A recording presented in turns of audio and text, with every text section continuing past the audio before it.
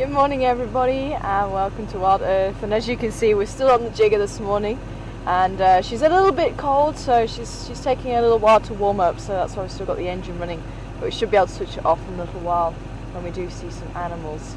But my name's Tara, for those of you who don't know me. Joining me on camera this morning is Sebastian, and back in final control is Craig. So let's jump aboard, and I would like to try and get into another position to try and see the sunrise behind us. We might just drive a little bit further along, and I would love to see if the Gowrie gang are around as well. So I think let's drive around, see if they're there, go and see if we can watch the sunrise, and then come back and have a look at the Gowrie gang if they are there. So that's the plan so far. And for those of you who are not aware, we were babysitting last night. I think they're still around sometime this morning. We have a lot of tracks around the car park. Gorilla's cub, one of them, I think it was a female, just after drive got back, probably about 20 minutes or so after drive, she was just sitting outside final control. There's a little roadway right next to our car park, and she was sitting there, not really being too bothered because there was a car actually going out, and that's how they saw her. She was sitting there and looking like she was trying to stalk something, and I found those Dacre tracks crossing the road, so I think it was the Dacre. When it moved, it did sound a lot heavier than maybe just a scrub hare, but she was certainly watching and keeping a listen out for it, and ran off, and she also ran with it, so we did see her after that. But we're going to have another look around there, just see if she has popped out, but if she's in the drainage line, it's going to be very, very difficult to get in there. But we'll keep a look out around here at least, and maybe have a little look around final control if she does pop out. But other than that, unfortunately we haven't been able to swap over the amplifier yet, because we are going to try and fix the Gunda, and hopefully with Graham bringing the extra piece that is needed on the Gunda, they will be able to get the Gunda out this afternoon.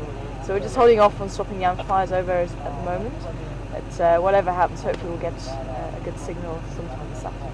Keep your fingers crossed. So we may get a few breakups.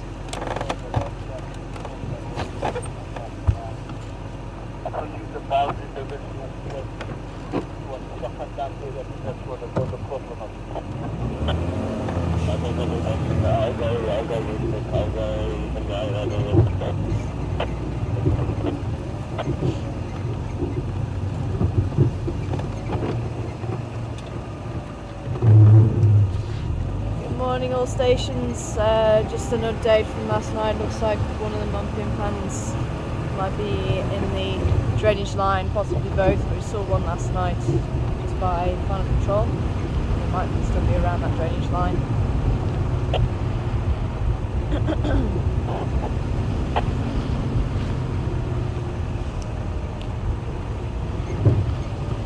I think we also need to just have a look out around the lodge.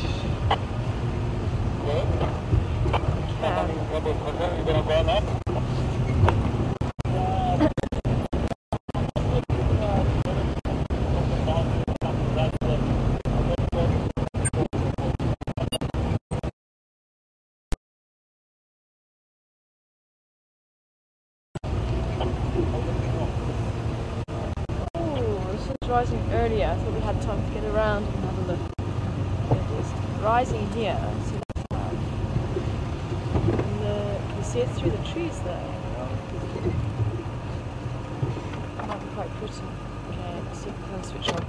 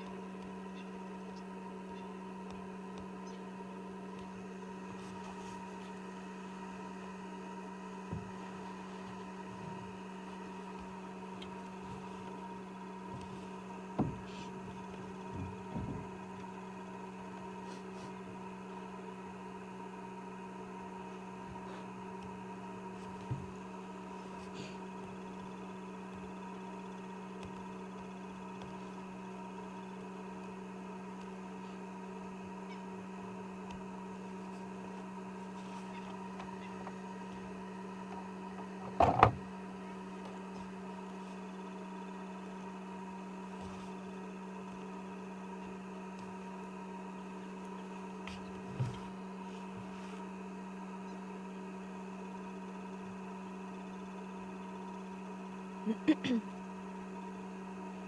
too many birds calling at the moment.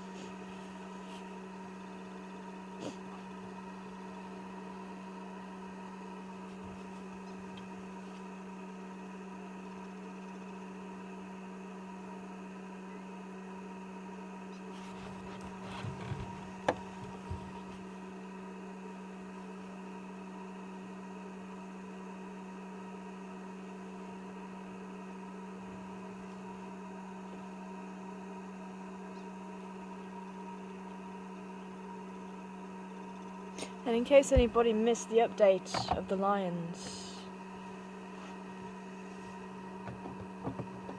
we did have a coalition of 6 come through this way a couple of days ago, and we actually woke up to hear the lions calling, which was absolutely magic.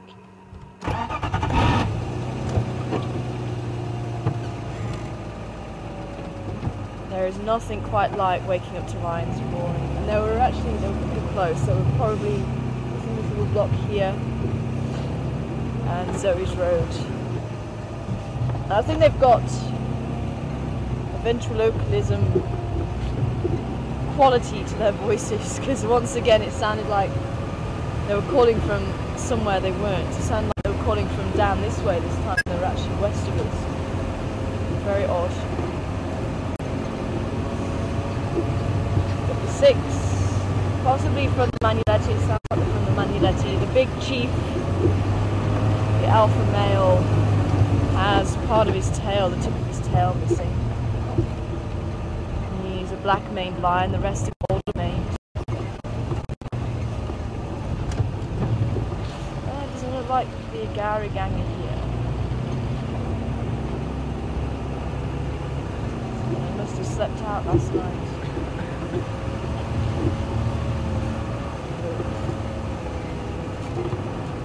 Or they could just be here. Yeah. There's Graham. Just there.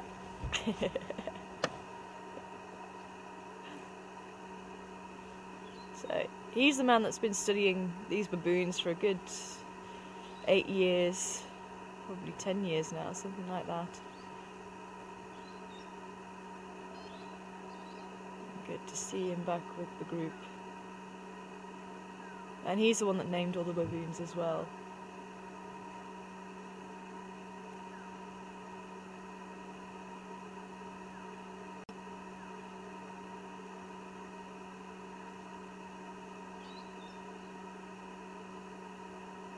Yeah, there was a little Evelyn. And see Shirley's there with little Genesis just on the left of your screen.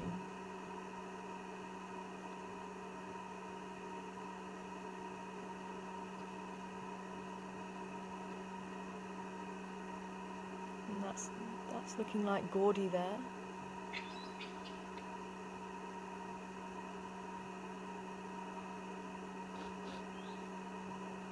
It's quite interesting. This is Psycho just chasing Gowrie off, and yet it should actually be the other way around. Very interesting that a female was actually able to chase a male away.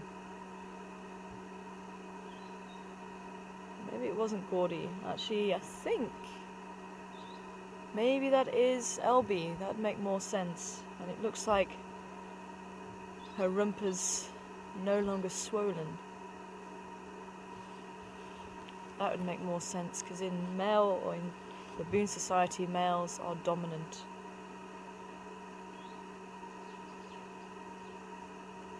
And even the lower ranking males won't really be displaced by the females, even a high ranking female.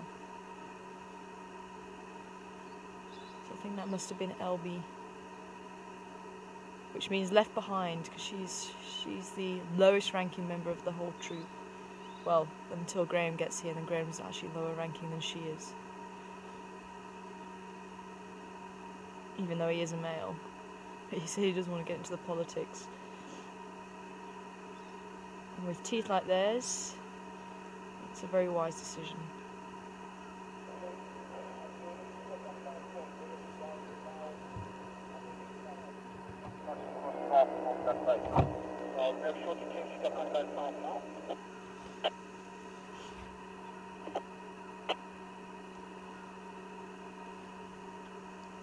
Morning stations. Has there been any unconscious found this morning?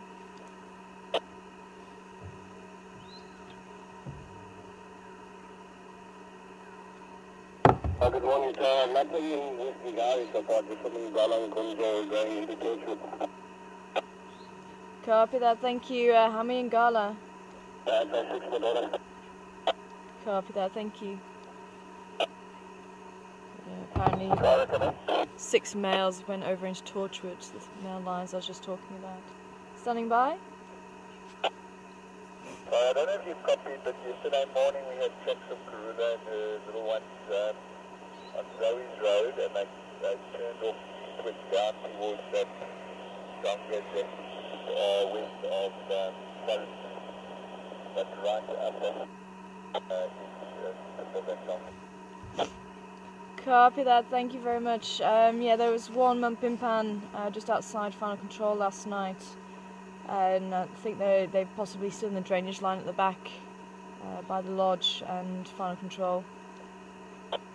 Okay, copy, thank you. Yeah, I'm going to be trying to go into the drainage line from the back of the lodge at some stage.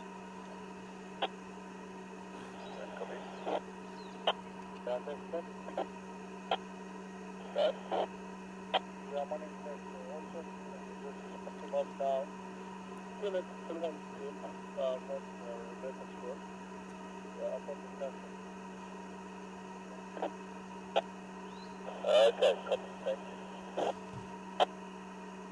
I copied that, thanks Texan. Something low, Warrington, on the Chicago. Okay, the big male's just behind the tree. And little Genesis will most likely be his. There's little Genesis there.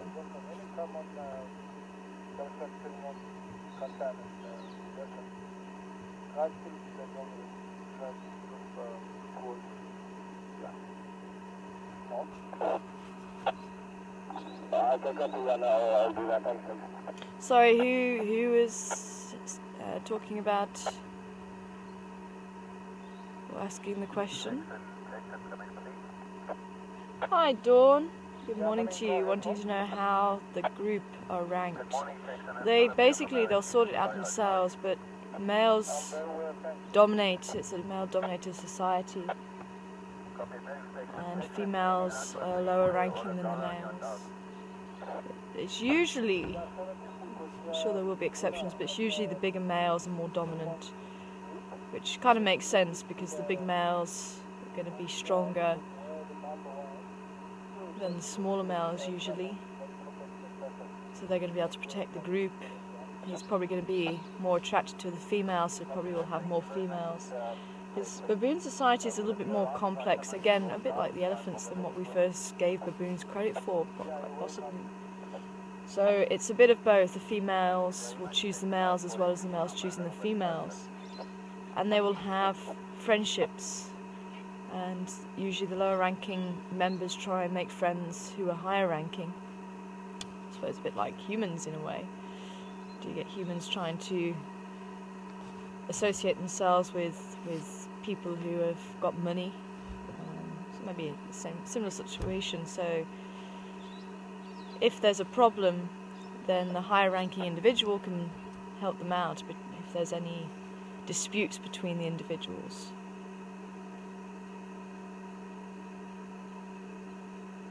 And also, if there's a lower ranking female and she's got a friend in a high place who's a male, then obviously she's got her back covered in that sense, and she might be lucky enough to be mated by him. It's not always the case, but she'll certainly present herself to him. And for a long time, Tankman wasn't taking Elby when she was in estrus, and we actually saw Gowrie mating with her, but very recently Tankman has actually been mating her. But Tankman's the dominant male.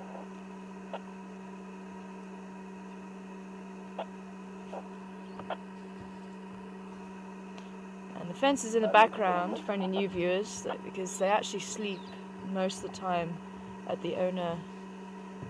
I'm sure everyone knows his name by now, the owner of Juma, Gowrie. This is Gowrie's house, and that's his garden. And they go and sleep there at night, possibly because it's more safer than sleeping outside of the fence. Maybe it's slightly warmer, sleeping above the house. Hi Diane, wanting to know how Graham gets so close to the Gowrie gang. Well, as I say, he's been following the gang for 8, 9, 10 years, and he's actually been introducing himself to the gang very slowly.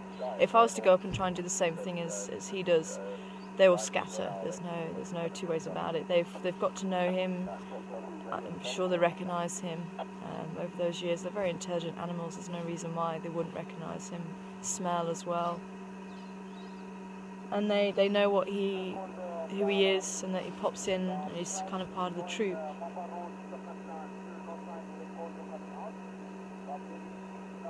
But he never tries to make contact with them. He never tries to go up and try and touch them. He lets them come to him, and sometimes they get very close. Some of the babies also very interested in who he is and what he's up to.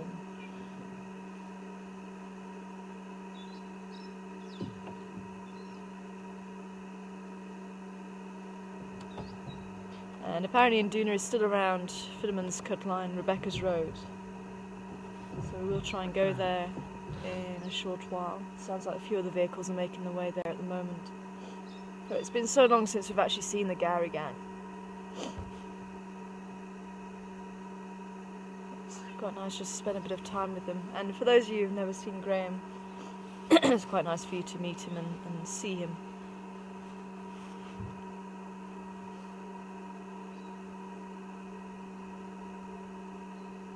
I did have a couple of interviews with him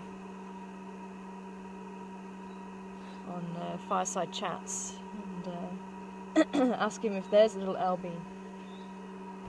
That's a little Elby there. So her rear is still a little bit swollen, not as swollen, so that must have been Gowrie then, because I was going off of the anus a little bit earlier on, and Shirley was sitting there. And it was actually Mrs. Psycho that chased him off, so it must have been Gowrie, which is very, very unusual, as I was saying earlier. That's a little Elby. You can see her anus is still a little bit swollen, or rump. Still a little bit swollen, and that's how they become attractive to the males. So the more swollen the rump, the more attractive they are, or they seem to be.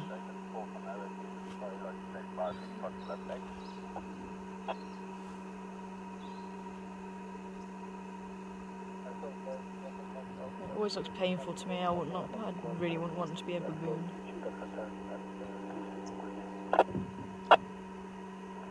See, she's getting displaced now. What's your standby situation like for this model English? It sounds like you might be moving. So far, just know that.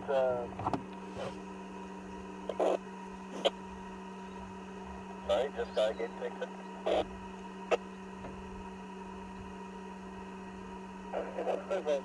Yeah, that is on the way.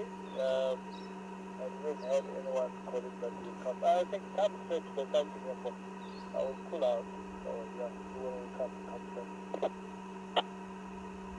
Thank you very much, Dixon. Are you sure about that? There's no rush, eh? You can come in. The other guys went north and able to try for. Yeah, you will come to Canada. It's going to be maybe myself and them. But once if you get here, then I will pull out. So it's going to be just yourself. Copy. Thank you very much. I'll see you now. Texan Quinn. Yeah, fella? Is he still static? Come again? Is he still static? Affirmative? Copy that. So can I make my way there? I'll make a slow approach though, so no rush to pull out. Yeah, you're welcome, fella. Yeah, I'm gonna be moving out now. Just waiting for traffic to get the northern Okay, copy, thank you.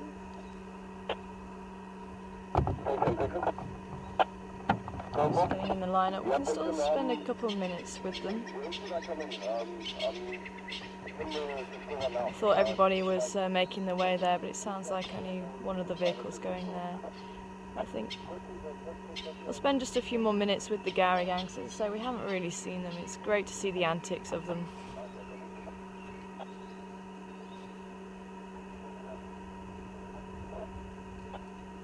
The young just grow up so quickly.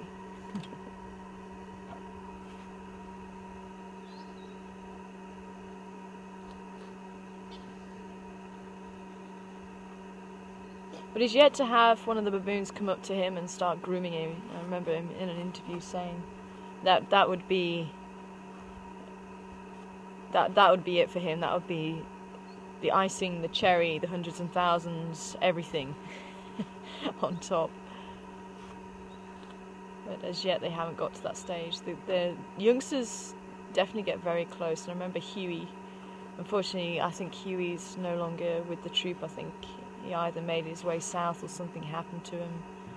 Unfortunately, this is the wild, and things do happen to baboons. Hence why they do give alarm calls for the cats around, because leopards may climb trees and catch the baboons, especially if they're roosting in the trees. And that's what I'm saying. It's possibly that they sleep on the other side of the fence, because that keeps the leopards out, so they can sleep in relative safety. But you do see that they do tend to call more for leopard than they do for lion. They'll still call for lion, but not as insistently as the leopard.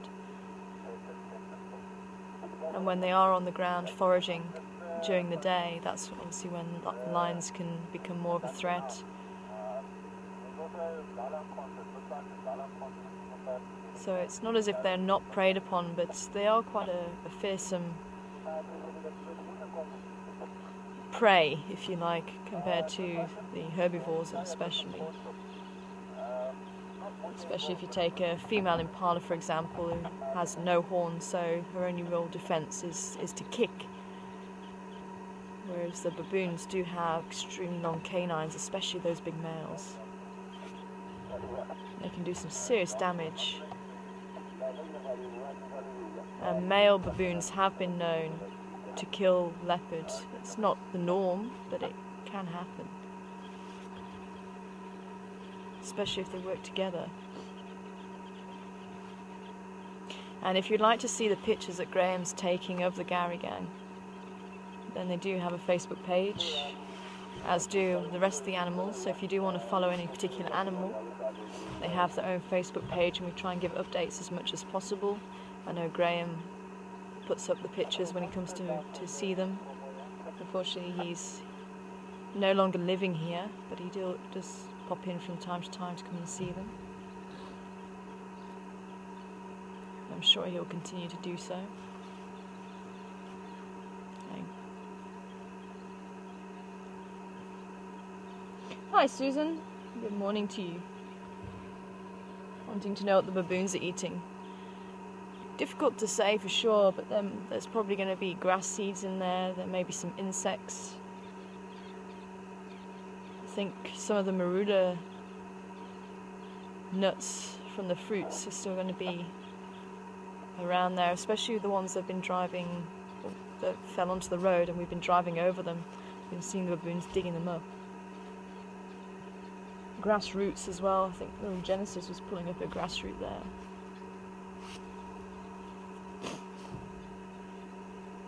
You see, just searching through the grass and just anything along those lines they'll be feeding on.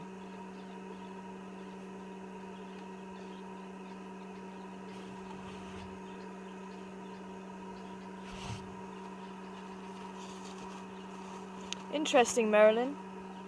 Do baboons accept abandoned babies? And from what I've seen of Elby, I think if there was a female that died, I'm sure there would be a female that would take it on board if she didn't have a baby of her own. Because Elby has been desperate to have a baby of her own, and she will almost try and steal one of the other babies to be with her. But obviously it will depend on how old they are and if she's able to produce milk. So if that female is able to produce milk for a very young baby, there might be a chance that it survives. But as I say, from what I've seen of Elby, I'm sure they would take on an infant that's an orphan.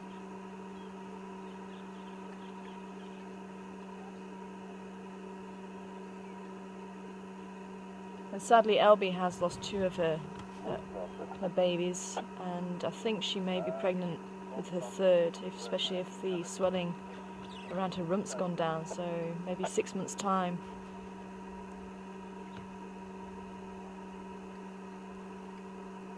Need to start counting and see if she's going to give birth to her next offspring, and hopefully she'll have some success.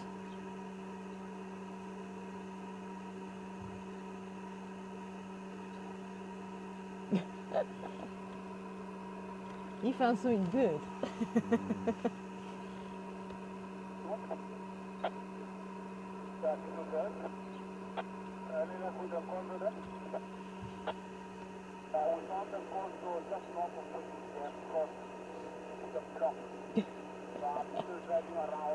See, he's getting quite brave, and then every so often he needs to return to Mum for assurance. Or reassurance. Dad Tank Man in the background there. Now in a bigger troop you would actually have 4 or 5 big males. It's known as an oligarchy society, and they will be the dominant males of the troop. But unfortunately you've only got 2 males in this troop. It's a very small troop. But they did actually number somewhere in the 50s or 60s even, when Graham first started studying the baboons, and unfortunately they just split. Some of them went south and some of them stayed, and we had probably about 13 when I first arrived. And unfortunately the numbers have just been dwindling, and they did go up to 16 at one stage. There's some of the males that moved in, and then for some reason they just left. And we're not sure exactly what happened to them.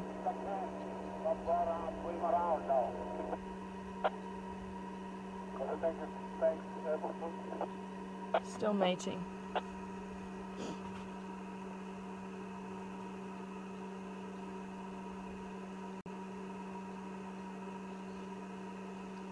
Little Evelyn.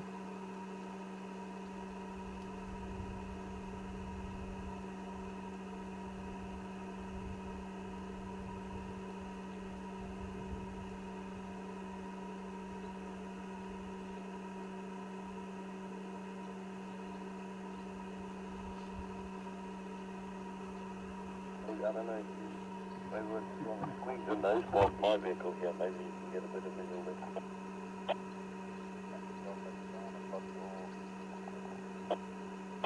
No, if you maybe just put your nose past your arm, and then mine will watch over your nose. Well, shall we go and see what's happening with Induna? And we'll come back if the baboons are still around, just in case something does happen. Apparently, there's a couple of hyenas there too.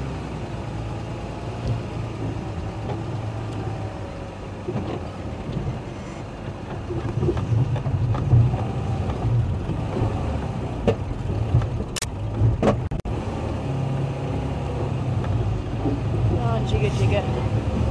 So, just in case, I've noticed that we had a few new viewers asking, what's jigger, what's gunder? And these are the vehicles. The vehicles do have names. And this is little Jigger.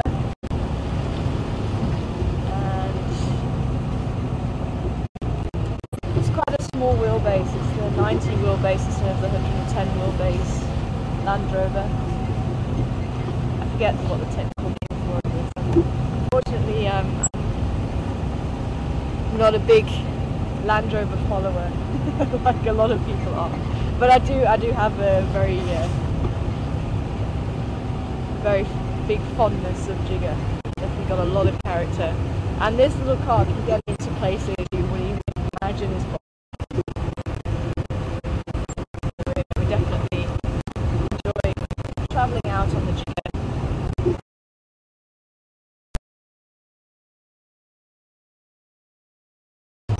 Okay.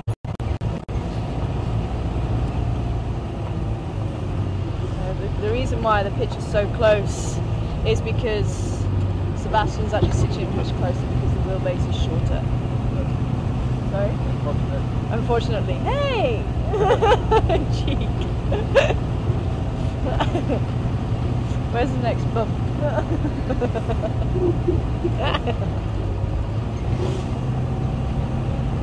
Yeah, unfortunately you can't stretch your legs out either, can you? Sit with his knees around his ears. See, for me it's actually alright. I'm still, yeah. We didn't see. Yeah, you can. Yeah, you can.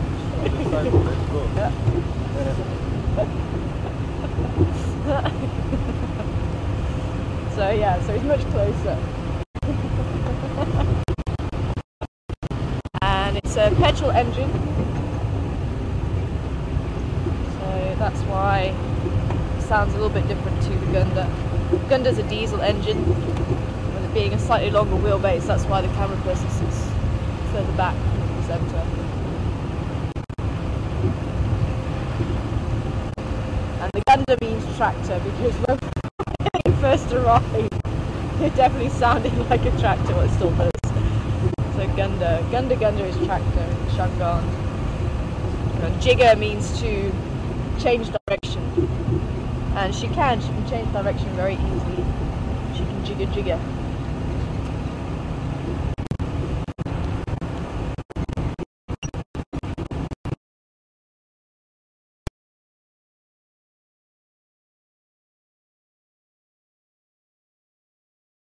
Many adventures.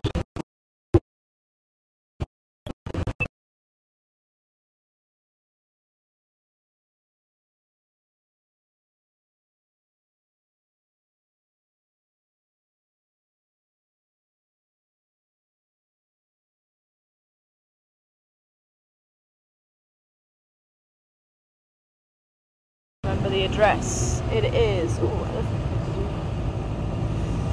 It is questions@wildersafari.tv. Questions@wildersafari.tv.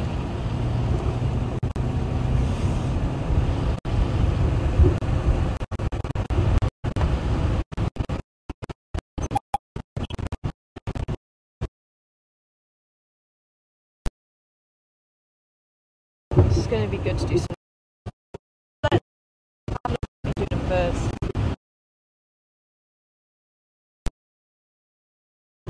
Recognition.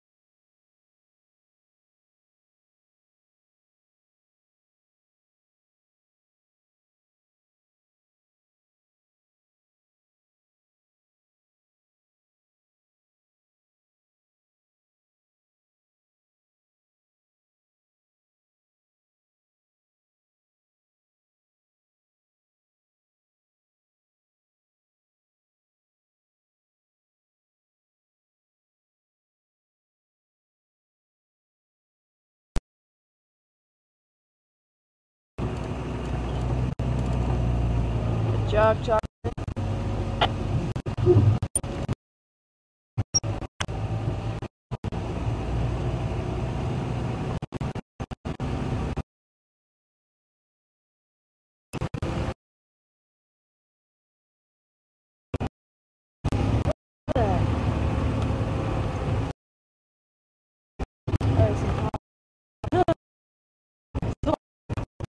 Like a lion's head.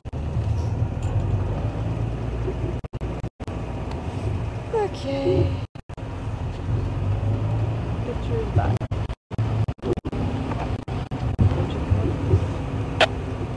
Morning, Karen. Andrew, what lock you got? Fuzzy English, but it's not accurate though. Cover that. Just want to let the viewers know. Thank you. I've had some crowds, but they're a little bit more Nyama. So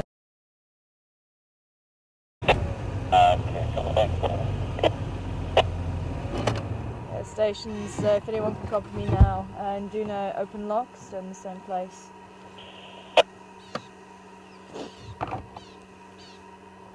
Three, one,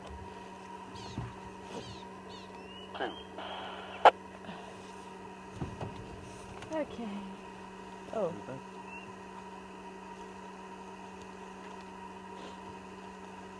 Well, welcome back, everybody.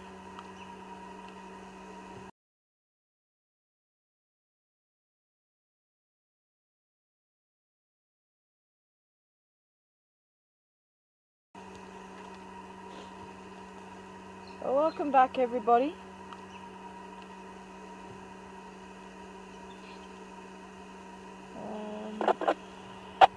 Andrew? Well, I think we're all back. You better put now, come to second rock still. I'll be back live. Oh, Chegra sitting on the branch there. You see him? Oh, sorry, folks. We tried to get to where Nduna was. Oh, there goes the Chegra. He came down the tree just as we got there, and he found himself another piece of leg of the impala that he hadn't had a chance to eat. And obviously the hyenas missed. Didn't see the hyenas. I think they've moved off. Then unfortunately we couldn't get any signal there. We tried to get onto a slightly higher piece of ground because he's actually moved into the drainage line. He's just behind the pump house, literally just in the same line, but the higher ground just didn't help, unfortunately. But that's why we're off air for a little bit longer. But he is still there. He's just looking very well.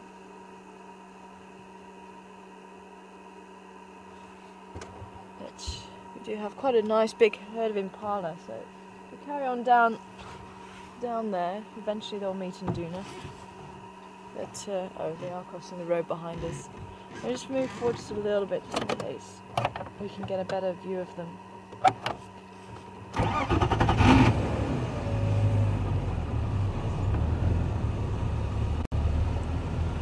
Hi, Dawn.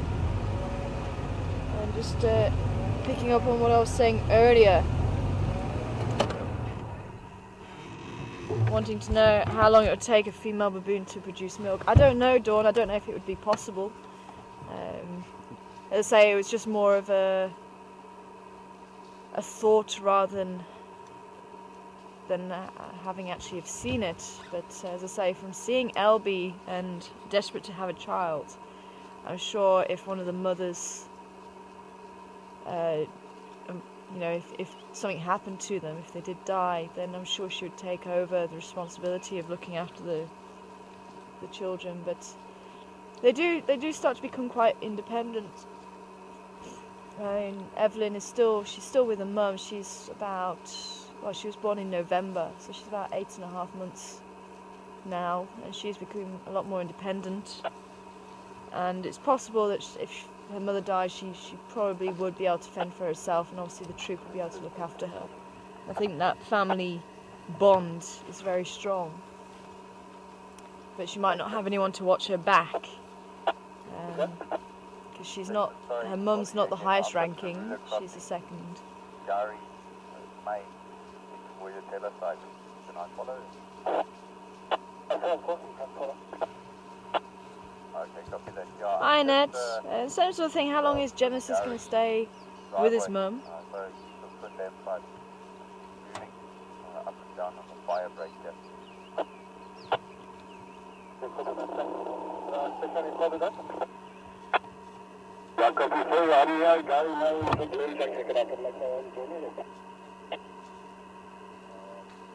a problem, she's just moving into where you tell her at the moment. She's definitely on Gowrie, mate. I'll try and stay with her and get a bit closer. But at the moment, just the first standby still on the side there.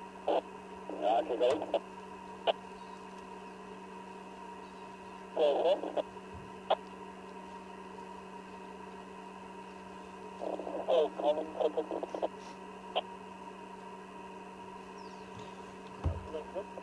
Quite hear what's going on there, but sounds like it's going to be a lot more radio chatter.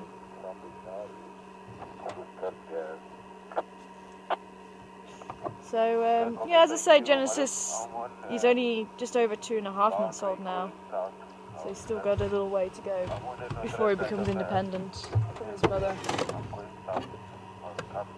But I was just looking at Mrs. Psycho, Evelyn's mother, just before, and it looks like her rump is starting to swell up a little bit, so it could be that she's getting ready to mate again. So she might have another youngster by the time Evelyn's about 1.5 years old.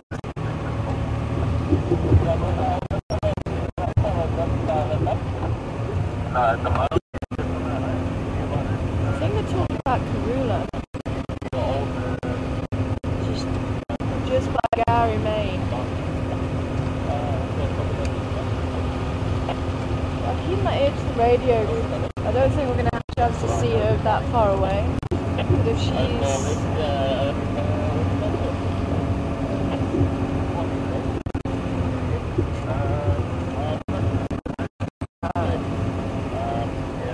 yeah, they are talking about Karula, just off Gowrie, Maine.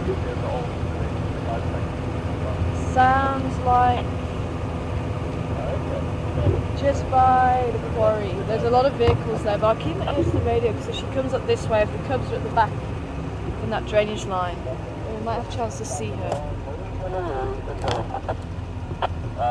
No, Josh, you can make your way in now. Body owns all that over the next quarry. Okay, so we have a couple of tracks here. I'm going to be part of the tracking quiz, so keep my ear to the ground. Okay. So, how this is working, for those of you, this may be your first drive, everybody's been keeping a tally of what we have here. We've got dung and tracks, and I'm taking a bit of both, and you've got to decide what the animal is, and you get a point if you get it correct, but you have to keep your own scores, and you have to be truthful, you can't cheat, okay? So you keep your scores, and even if you just watch one drive, then you can still tally it up and see if you get 100% at the end of it. And the way we get tracking levels is basically what we're going to do now. So the tracker goes along, circles the track, or shows you a piece of dung, or maybe scratches on the trees, and you have to then go to the assessor and say, okay, it's this animal.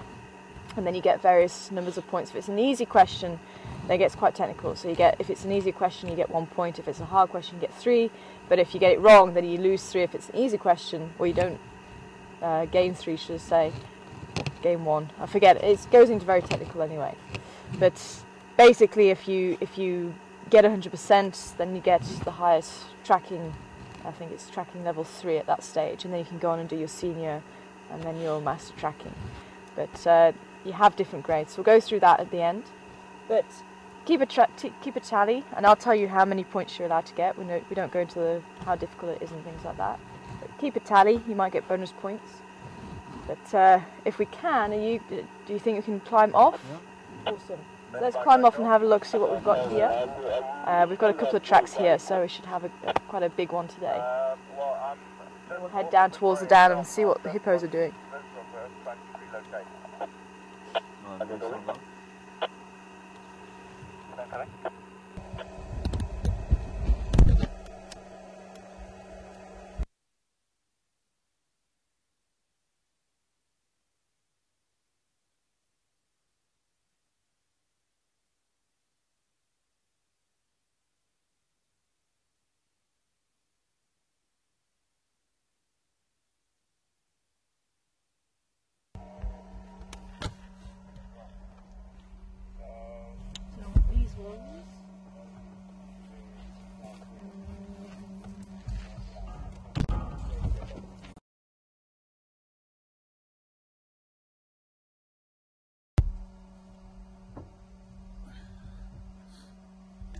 I am now.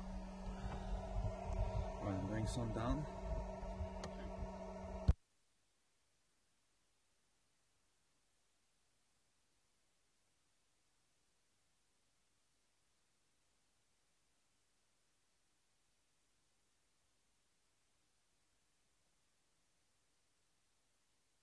Correct. And now? How will you get now? Here's picture back.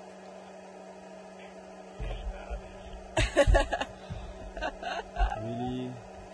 Good morning, everybody. Okay, we're gonna have to do it again. I think we're gonna have to try for the vehicle then. I don't know what went wrong there.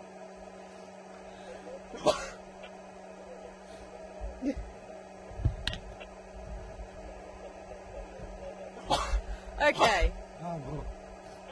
Can you, if I park a little bit further away, hopefully you'll be able to see these. Yeah.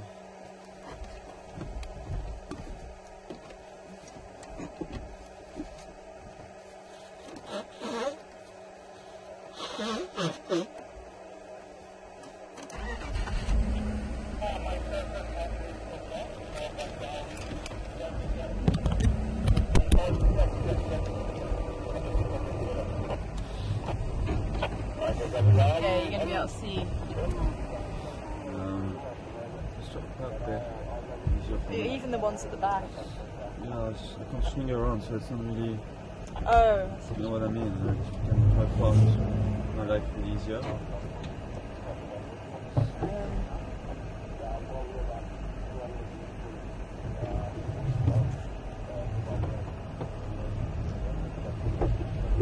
Okay, let's go get these ones. Just go like that. Go like that. Where just Go like where that, are you I'll wanting get this to? one. Where are you wanting to point the camera? Because it's these ones that I want to get. Okay, well, you need to be a bit more. Well, A bit more far.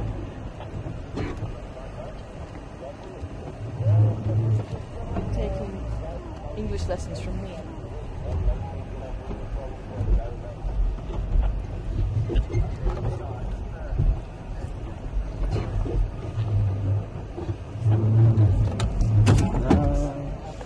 I'm gonna really. It hurts me so much every time.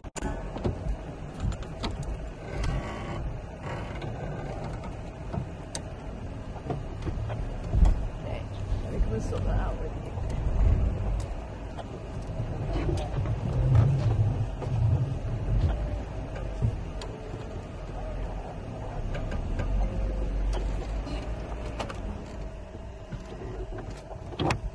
Okay, let's try and sort the aerial out. No, it's okay. Let's do the track. There's nothing you can do anyway. Okay, can you get the tracks? Yeah.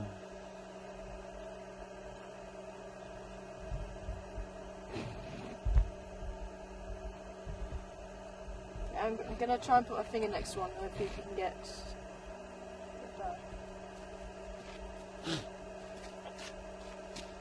Yeah? I was in the circle, but okay, hold on, let me get to you. Oh yeah, no, you can still. Yeah, come here then.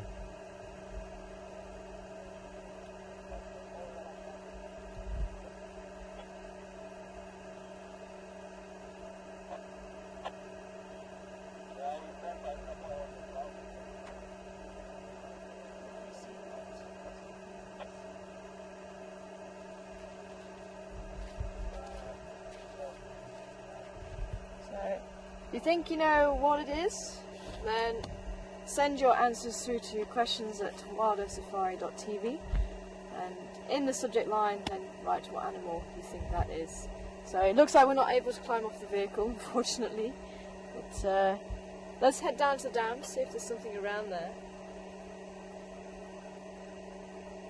Just hearing Franklin calling.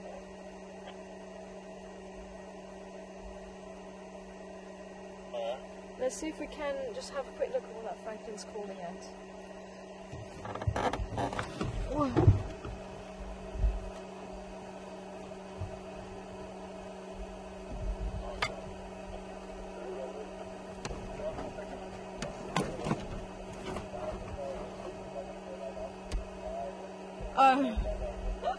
What again? Oh. Okay, hold on.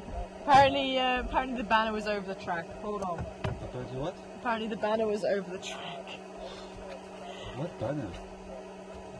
So we've been putting a banner up because we've been having a lot of signal loss. So I'm just explaining to Seb what the banner was. So we've been having a lot of signal loss, so we had a technical banner over, and obviously the banner was over the track, so we've got to put it. Alright. Third time lucky. Can you get these ones? Because the sun's nice on these now. Yeah. There we go.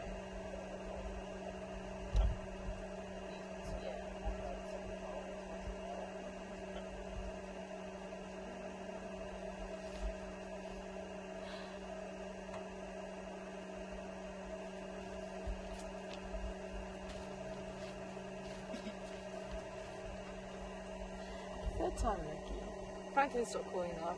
Okay, we didn't drive down that side, so let's drive around there and then we'll drive down towards the dam and see if there is anything around that we may have missed.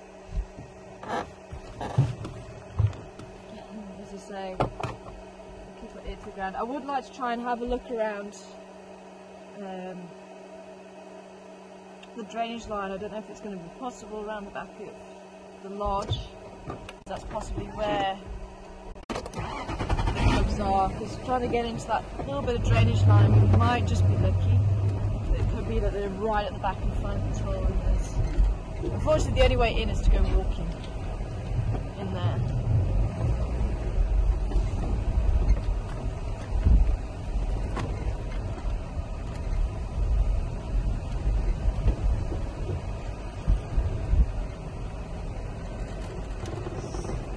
This is quite a busy junction.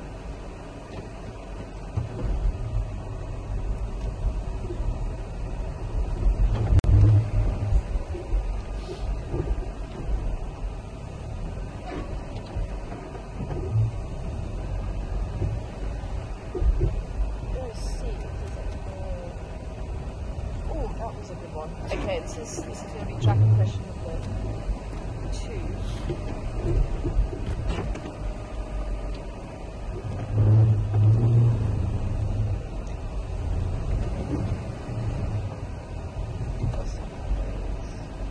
Okay. Do you think you're going to be able to get that one and that one? There's 2 and 3 here. So this one.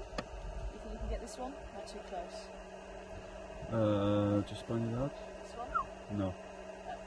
No. What am I going to do? This one? Yeah, this one I think I can. Okay, so this one? Actually, show it again? Okay, so No. No. Huh? No? No. Oh. Too close? Yeah, I've got this in the way. Alright. Sort it out.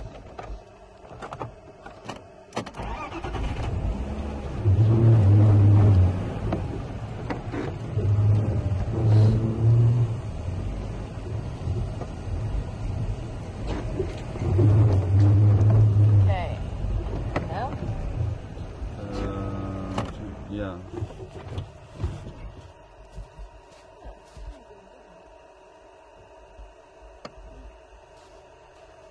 Okay, so this.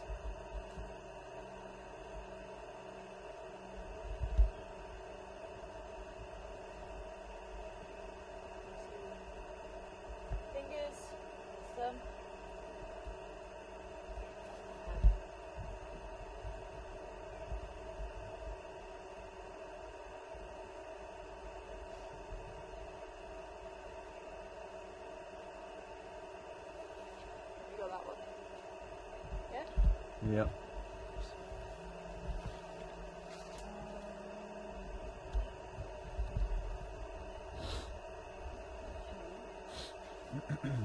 Maybe can you show them this?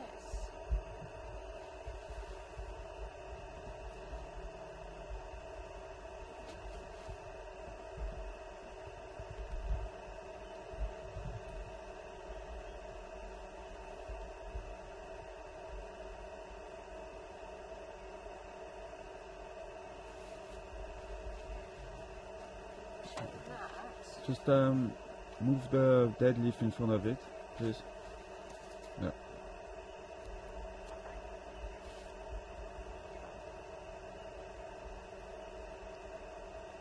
So you say you've lost picture?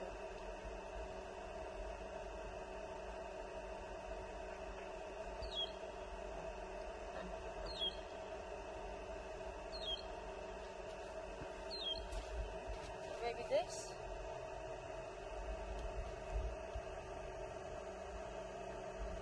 Okay, point it out again.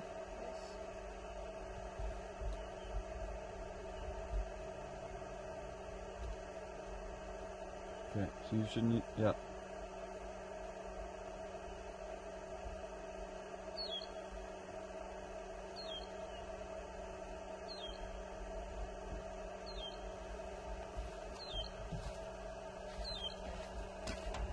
I think the two might be connected.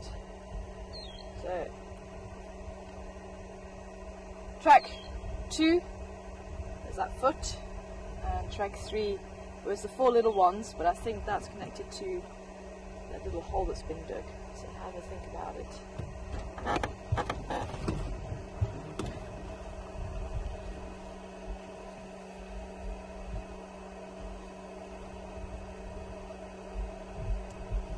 Okay. I just heard something barking behind us, so let's go and have a quick look. We're going to go that way because there's some calling there. There's something barking behind us.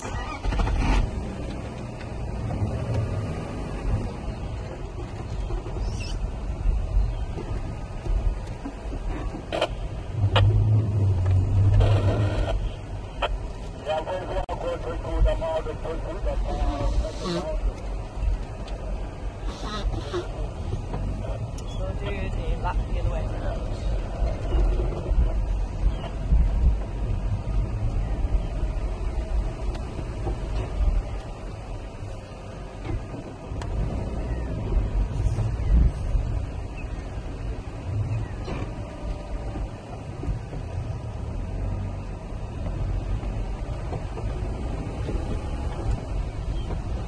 Hi Kathy, well done. Coming back. Track 1, right answer. Fernando, sorry, not springbuck. We don't have springbuck here. Nice try though. Linda, right answer.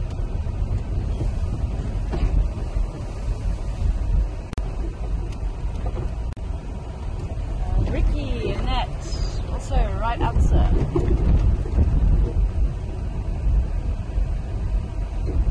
Well done, Stacey, also right answer.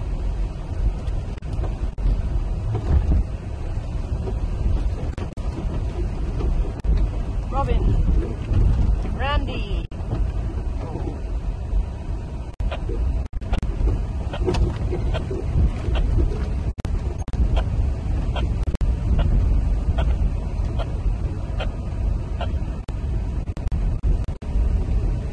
Destiny, not right, sorry. Warthog, but at least you could see there was the 2 hooves. Patty, nice try with the Dacre, but you wouldn't see a lot of Dacre tracks, so it's a herd animal. Sorry, what did Laurie say? Laurie, waterbuck, not quite, slightly larger track. This one was quite petite and dainty.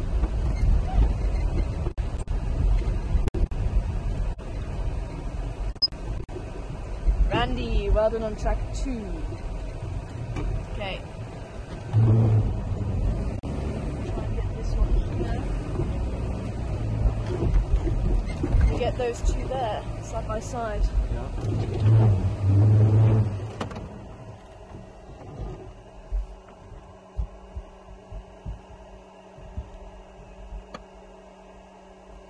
This is track number 4. I've got the peg in the way. Oh, there we go. I'm just going to point these out quickly before we carry on. So this is track number 4.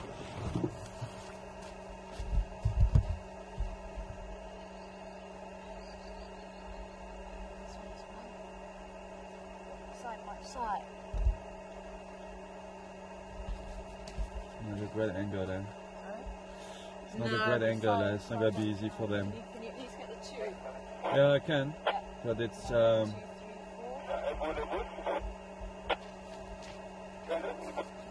Just in front of it.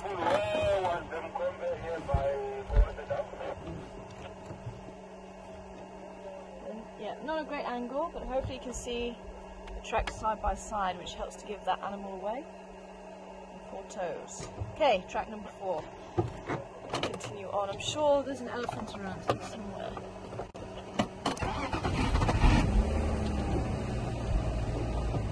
That's what I've heard.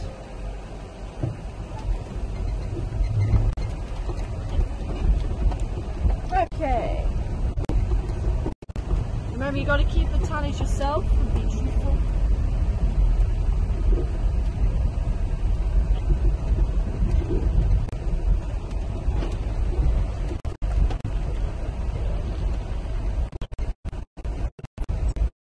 Continue right a bit.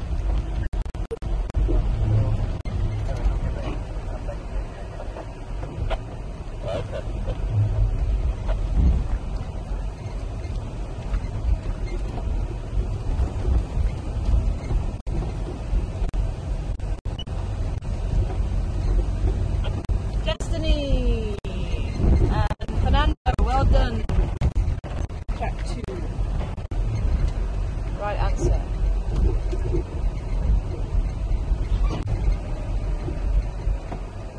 Laurie, track 3. You gotta choose. Maybe we don't have rabbits here. Not really a gerbil. It's very close.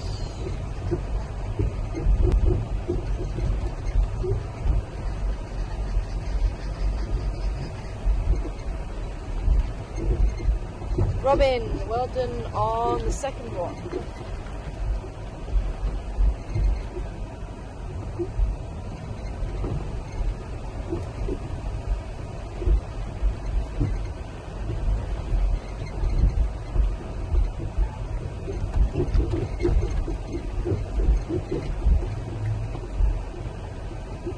Patty, Fernando, saying number 3 is a hare. See where you're coming from with that one.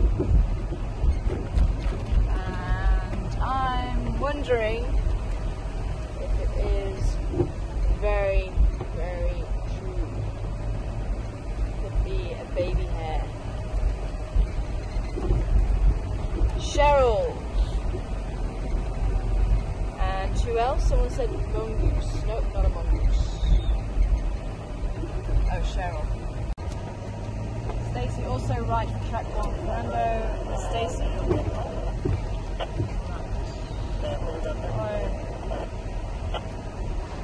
Pinky. Track 1 is right. Track 2 also right. Stacey also got track 2 right, but not ostrich for track 3. John, they can scrap hair.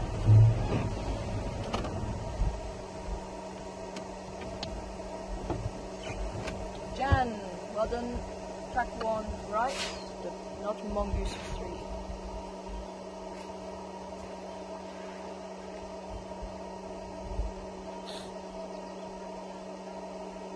Kathy, sand badger. Nope. That'd be a honey badger. Well done on the second one.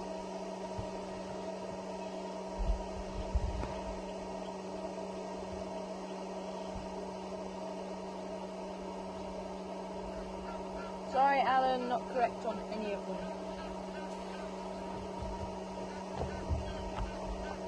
Robin saying mongoose. Nope, not mongoose.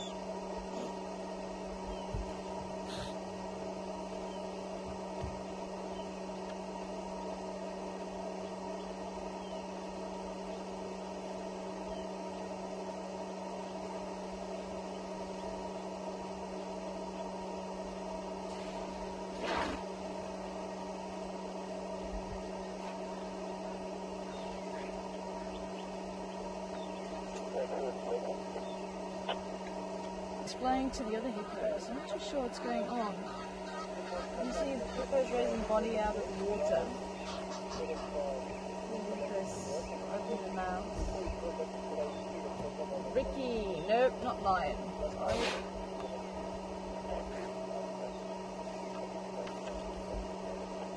Nope. Engine's not running. Look at that little bob. That looks about the same, the right size for a little bob. Last year, March last year. Randy saying squirrel.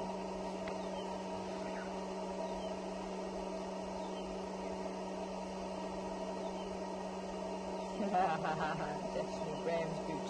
Nope, that was my boot.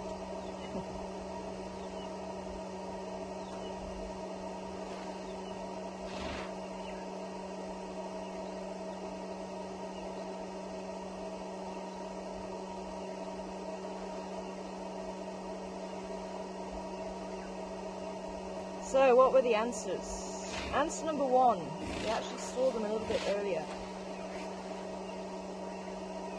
It was impala. Remember, impala are a herd animal. There's a lot of them. They're nice fresh tracks. Very dainty. Very, very dainty.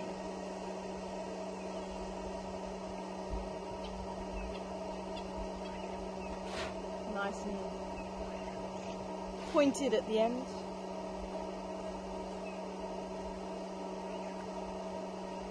There's a lot of very nice hippo interaction there. And you can see the youngsters trying to display. I'm just wondering if the adult was trying to find a nice spot to rest and one of the other hippos was in the way.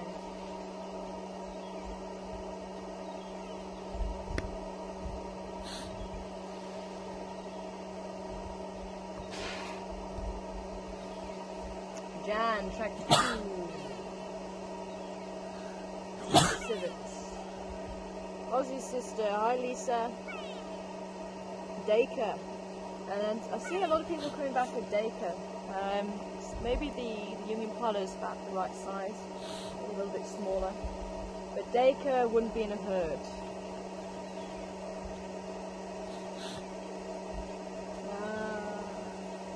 The camera sounds still on.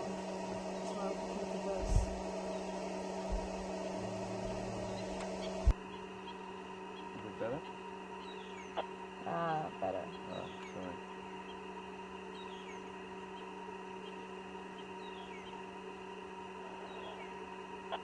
Sandy! Well done.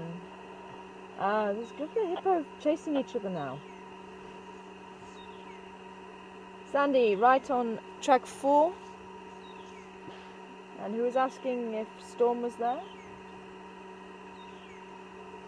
Susie, I can't see Storm at the moment.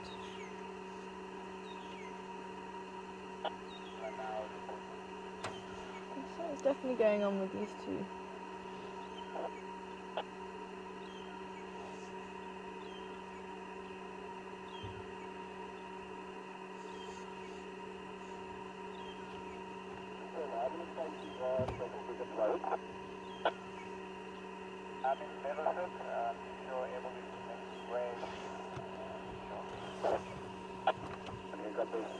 Gonna be making my way over to the Bolton.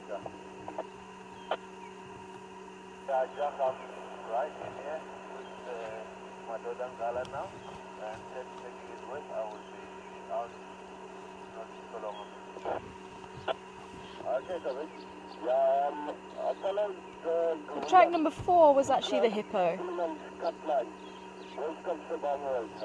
She's still heading north, but I'm going to leave it open now because she's going into Makula's looking.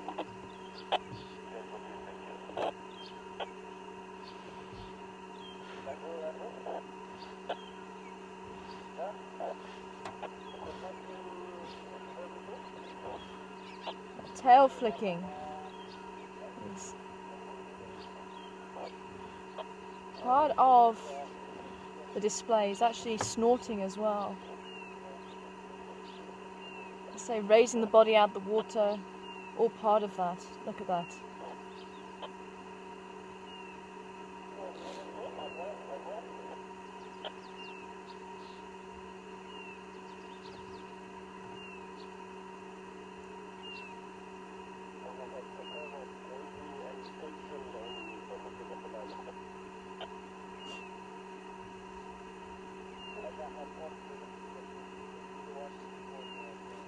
You see the youngster at the back actually trying to climb on top of the adult. That's what's going on there. As I say, this adult.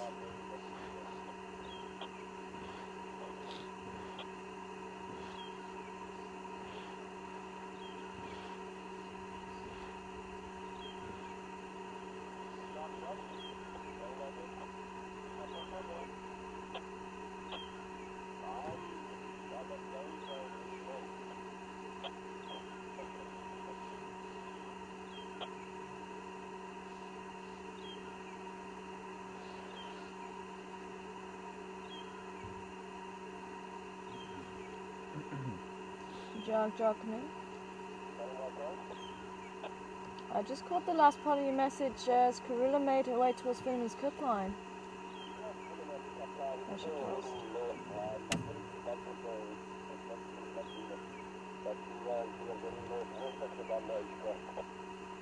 Northwest. Okay, copy, thanks. So she came out by Shabam Road, Finneman's cut line junction.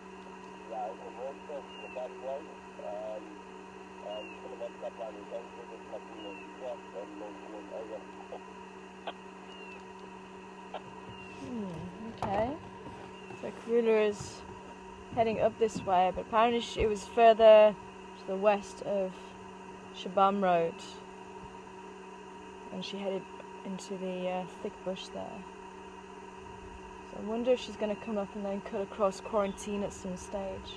Might be worth us checking around there.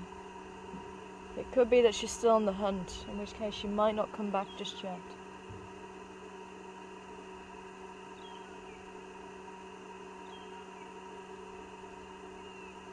She might be heading up towards Zoe's Road, so we might just give that a go. See how we do. Head south on Zoe's Road. Andrew, come in. What is it? Yeah, she came up onto the road and she picked up the smell of Mula, but then she turned and went the opposite direction. Hi, Brent. Good morning to you. Wanting to know how hippos control their buoyancy. They're not really overly buoyant. They kind of tread water when they're at the surface. The babies seem to be a little bit more buoyant than the adults.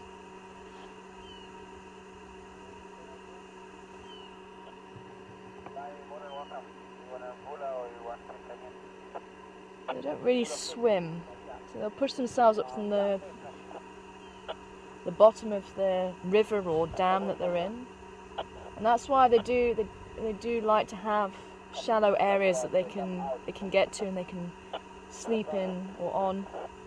And even when they're sleeping, they'll just raise their heads and only the nostrils will stick out of the water. It's like a natural reflex. So they will sleep under the water.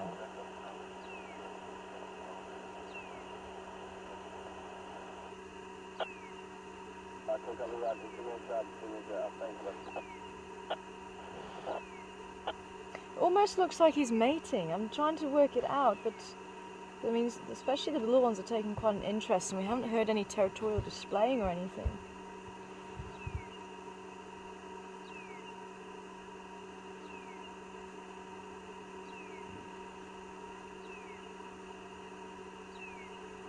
But he has been displaying, as I say, the whole raising the body out of the water. There wasn't any dung that was being flicked around that. I'm trying to see, because it looks like there may be a hippo just beneath him.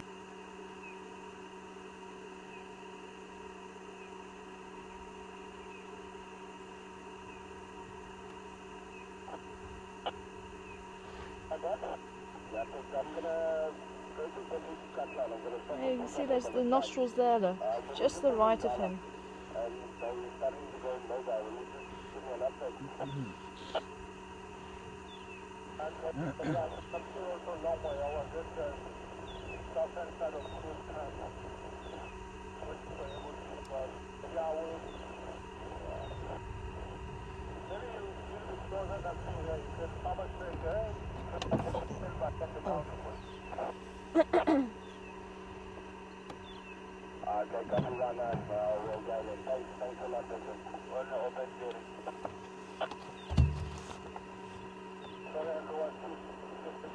Yeah, I think that is what is going on.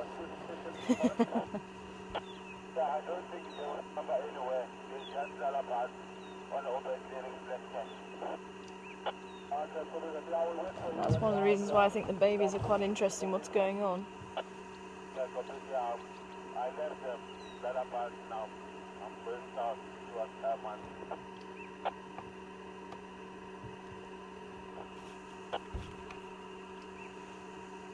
Well, that's a first for me, seeing hippos mating.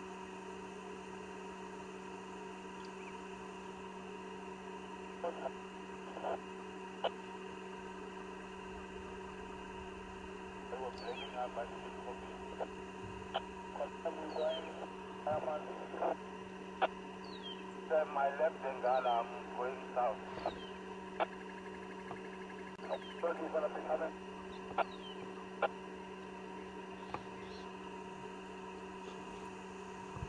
Hi Stacey, a couple of people have asked, was there a baby hippo born at Juma? And I'm wondering why people are asking that. What was it that you saw or you heard? Because I know there was the little baby born when we had that big storm. So I don't know if you're seeing the baby hippo or whether you saw something or heard something, but you're not the first person to ask. But we don't know. We haven't seen anything. Usually when the mother gives birth, she's at that far end, and there's, by the looks of it, no mother that side. We haven't seen a new baby hippo, but there's nothing to say that there wasn't, although she should be here. It could just be we're not seeing her. But if you can maybe just give us some details as to why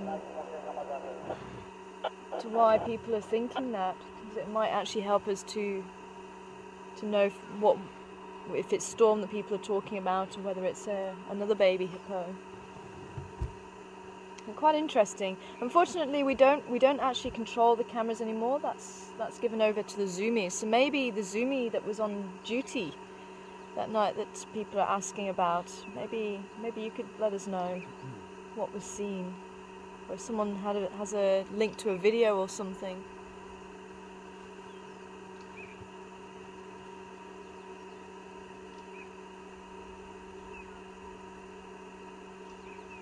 Grey heron just flew in behind the hippos there.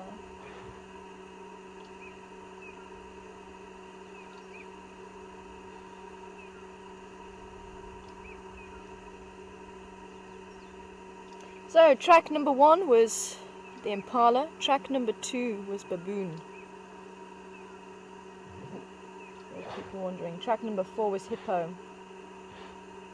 And I'm thinking track number 3 was actually a leveret, a young scrub hare, because the tracks resemble that of an adult. My first thought was actually a rodent, but it is just a little bit too big for maybe some of the smaller rodents.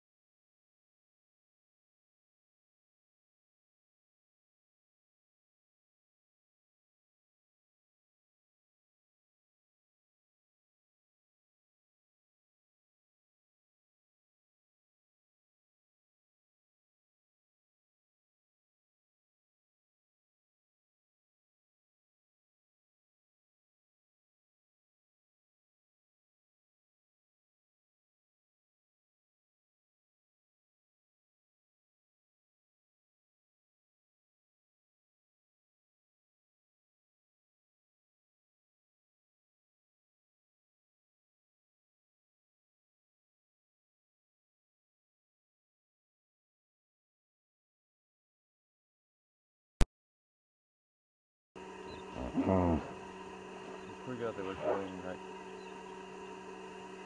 Yeah, we're just... sounds non-stop. Well, that's what I thought. I would have thought it would be a little bit more noisier. Yeah, yeah. Just in the picture. Yeah, we're back. I went. Yeah, myself and Sebastian just... whoa. Just discussing when Sebastian saw hippos mating in Kruger, they were making a lot more sound.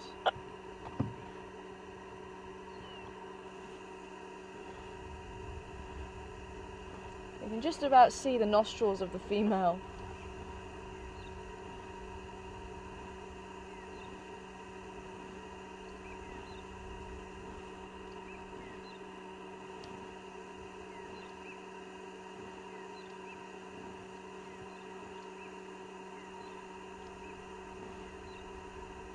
That's why I said that the possibly that little hole might have had something to do with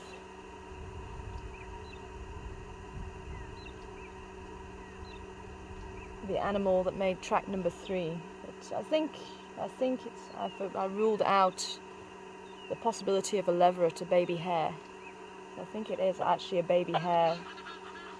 Oh, another pair of Egyptian geese just flew in, upsetting the others.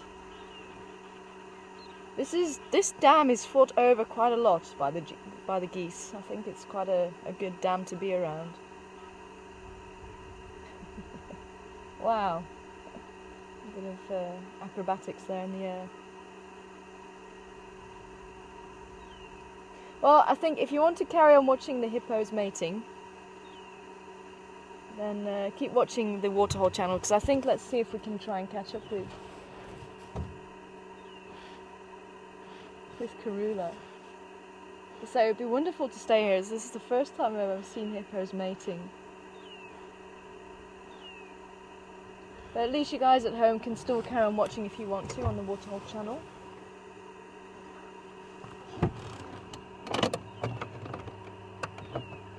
And maybe see how long it takes them. I wonder if anyone's been timing it.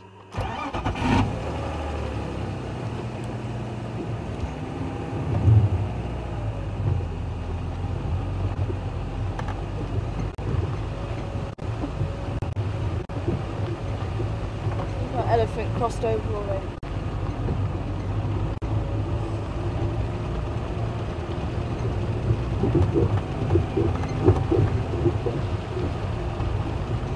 As I say, just looking at the stance of the track with the 2 feet forward.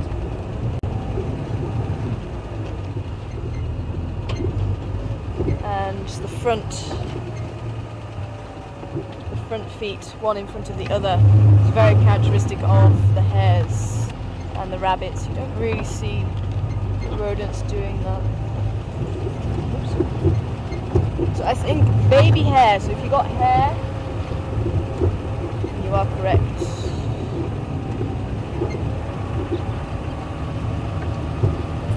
Not a rabbit, we don't have rabbits here.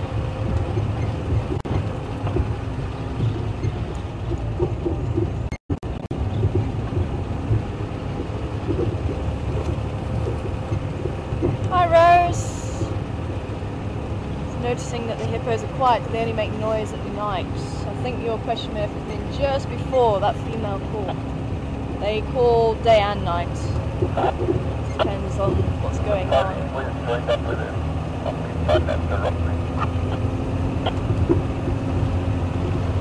Legs, what is that dog?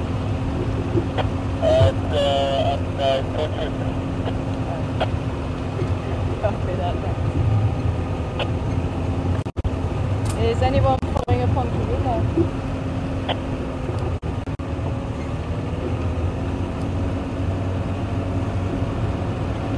Sound like it. Okay, well, let's try Zoe's Road and hopefully we don't get a signal break up there.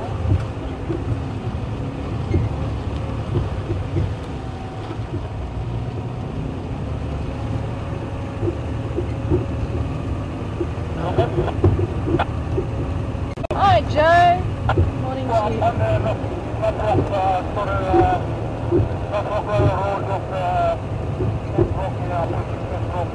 you. sounds like it's in Tima. Tima's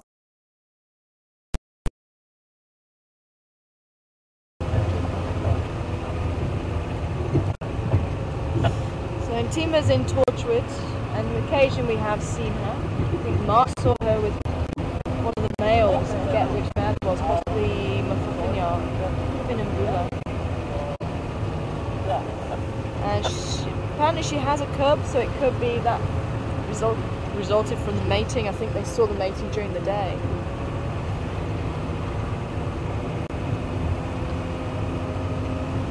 So the hippo track, why is it not the rhino track?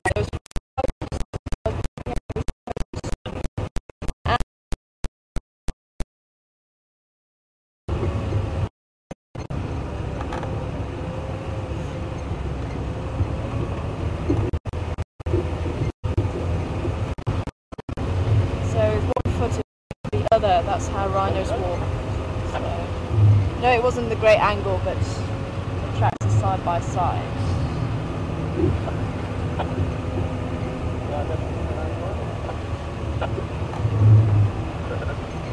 So track 1, Impala, if you got that right, well done. Track 2, Baboon. Track 3, Leveret, a young scrub hare. Not a rabbit. Can't get a mark for a rabbit if you don't have it. Not even half a mark. If you actually put baby scrub hare, then give yourself a bonus point. If you just put scrub hare, it's fine. Or hair. Oh, cool.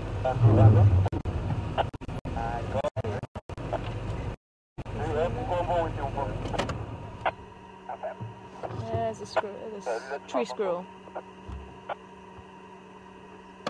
Yeah. He did run to the tree where the other one ran to.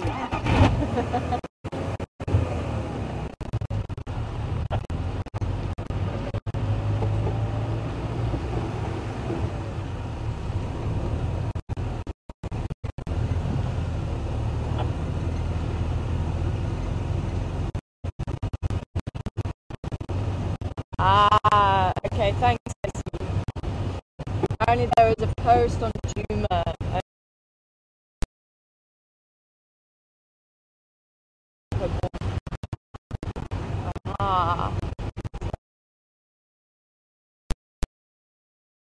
So it's confusing us because there's a lot of people asking.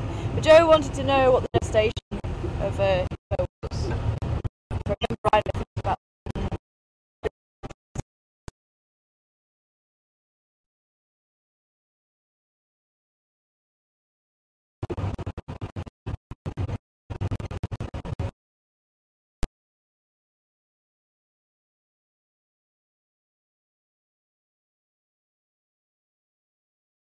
tends to be a little bit less of an angle. That's quite a deep incline. And spiders tends to be quite big.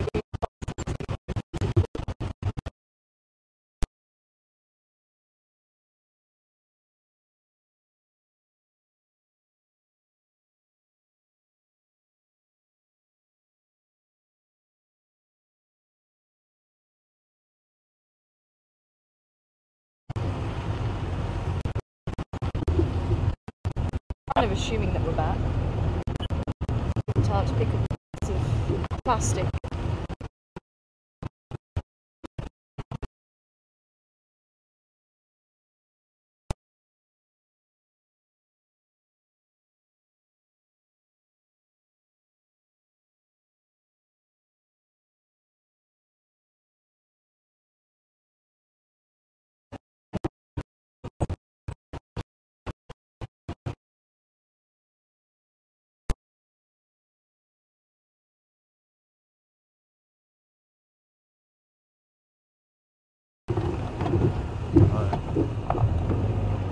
I got your picture there. Just stand by. I'm going to check the decimal reading. 2.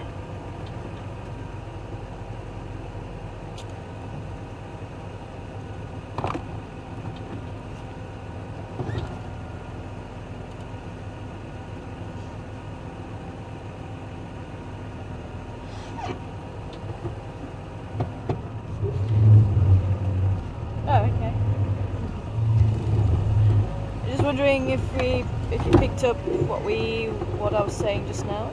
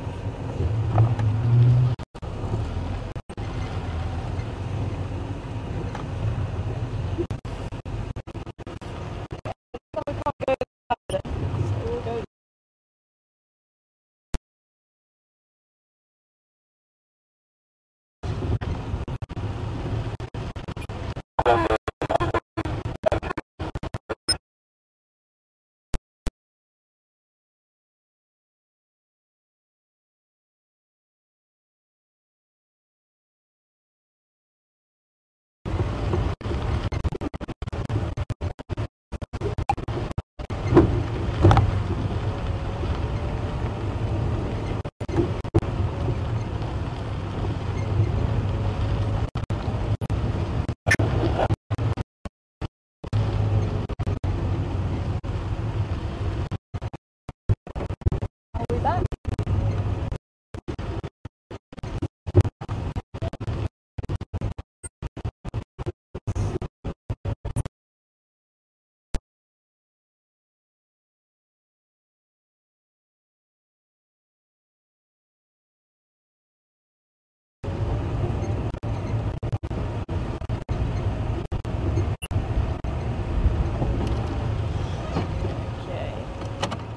Unfortunately, folks, we're not too sure. It seems to be a little bit worse than last night, and we're gonna have to take the jigger back and just see if we can have another look at it. Maybe something's come loose or something. But if we're able to come back out, we will do. But otherwise, we'll see how it goes, and hopefully we'll be out on drive this afternoon. But we'll keep you posted. Hope you enjoyed the tracking at least, and seeing the Gowrie again this morning. But for those of you who may have missed it, track 1 was Impala, track 2 was Baboon, track 3 was Baby Hare, and track 4 was Hippo. So if you did get all 4 of those right, well done. If you said Baby Hare, then you can give yourself a bonus point. But I'm going to be saying goodbye just for now, and as I say, we'll keep you posted. But thanks for the persevering, and hopefully we'll be back soon. Take care, everyone. Let's try.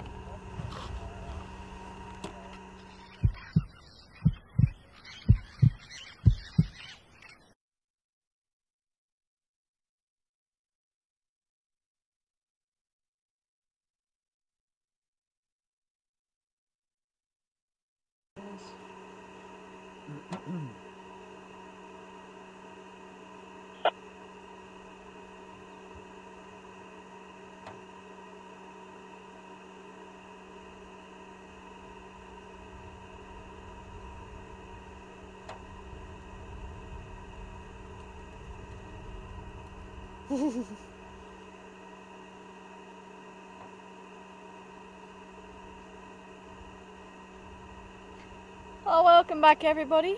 Anybody that's stayed with us. Hope you've enjoyed watching the hippos. I think they were still calling down at the dam. I'm sure the Zoomy was finding some wonderful things on the waterhole channel. And we're literally just outside of camp. A beautiful herd of Nyala females. We had actually a bushbuck male on the other side of camp just as we drove out. And there's a youngster just on the left hand side of your screen. Oh, she's just gone out of the screen. Should just be coming into the screen shortly. Oh no, she's there. Sorry. Can't see because the lights are a bit strong this side. There we go. Nyala females, stripes and spots on the body. See, pretty much all of them have some form of that. Whereas the bushbuck, all one colour, you don't really get as much patterning on the bodies. Maybe the odd spot here and there, maybe the odd stripe. Very, very rarely you'll see a stripe on a bushbuck. It's nothing compared to what the Nyala have on the bodies.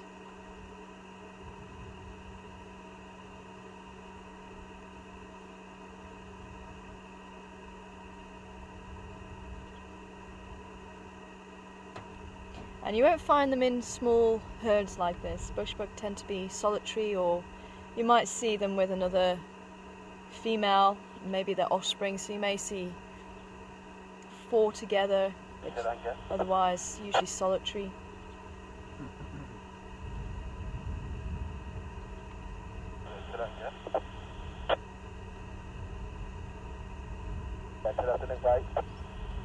Good morning, thank you.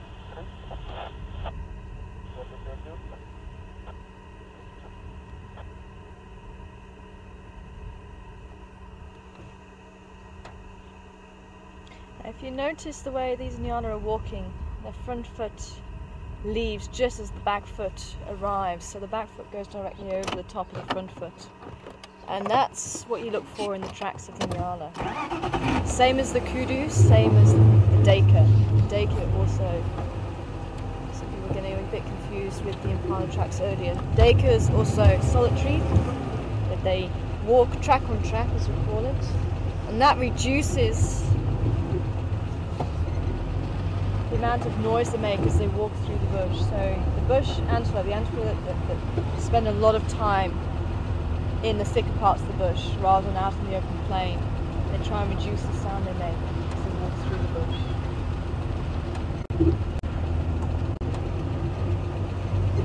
Now let's do a lap. I think he's looking at the Nyala.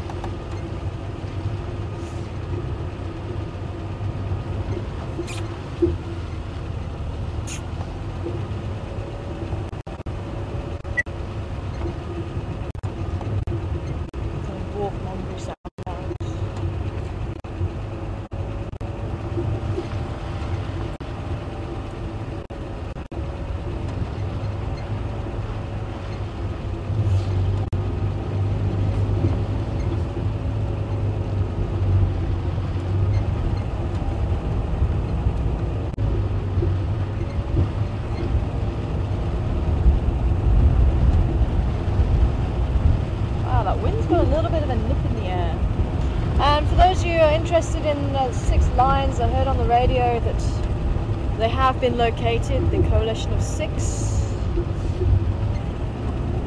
and they are in Buffelshoek, just south of Kruger Camp. So they really are going to town and stating their claim to this territory. I think this is not the last time we'll see them. So a couple of days ago they were doing nothing but calling, and they were calling right on into their morning, which is unusual. It doesn't always work that they call throughout the night, but that's when you'll generally hear lions calling first thing in the morning. Oh yeah, up into the dawn, break of dawn, sunset, because that's when their voices can travel much further. But if they're trying to locate each other, they may call through the day. So it doesn't not happen, but it is unusual. Just got a bit of a bird feeding party here. Buffalo weavers. Red-billed buffalo weavers. Check the termite land.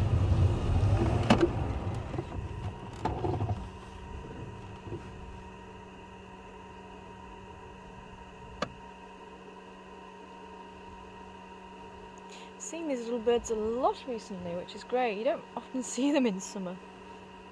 They're busy building their nests, I think. But you can certainly hear them.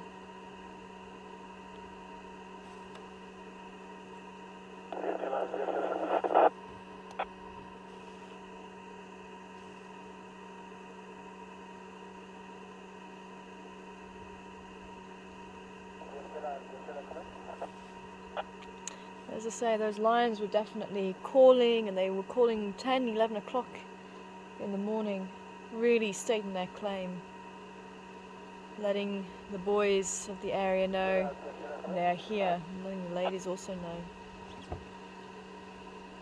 And the Majingi lions apparently ran off down to the south. Now we don't know if they've gone to get the brothers, because there was only 2 of them.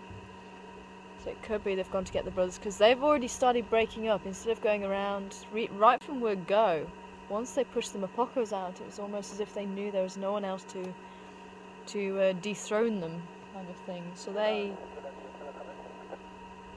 they started breaking up one male was staying with the 6 females quite a bit, and they often are found either in 2s or 3s or singular, so they're not actually staying together, and that could certainly work against them now. But even so, a coalition of 6 more likely to gain the area over a coalition of 4, and that's one of the reasons for these coalitions being larger in number. But apparently in years gone by the coalitions weren't as big as this. Maybe it's because of the amount of lions in the area maybe have increased, and maybe that's giving rise to these coalitions being larger. Maybe.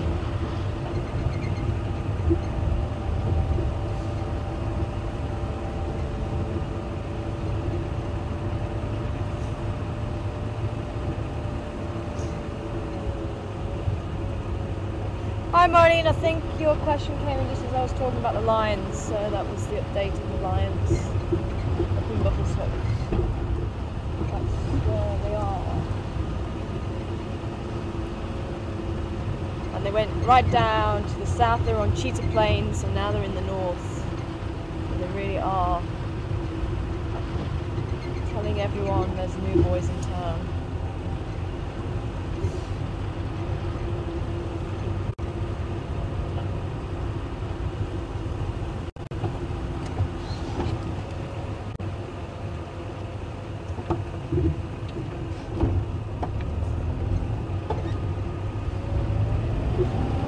Another lap, just a lap around quarantine. So a couple of, it is. There's a couple of dwarf mongoose here. So say hello to them.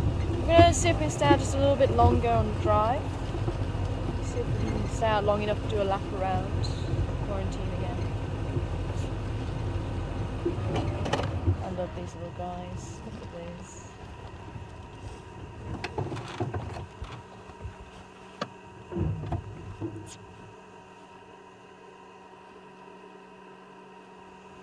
All out sunbathing. It's actually starting to warm up quite nicely. You see them, there was actually one where you had it, yeah. Another one there. See if, once they relax, there was a couple that darted into the holes. Let's see if they'll relax and maybe we can get just a little bit closer. Yeah, there's a couple down there.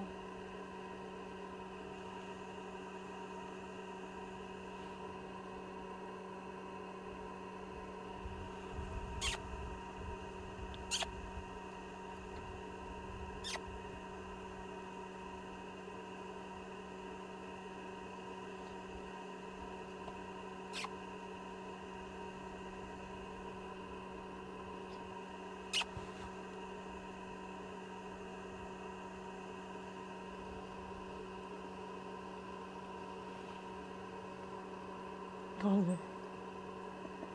sleepy. An alarm call given there. You can see straight away going to dart into the tunnels. And this is an abandoned termite mound. If it was still working, these entrances would be blocked up by the termites.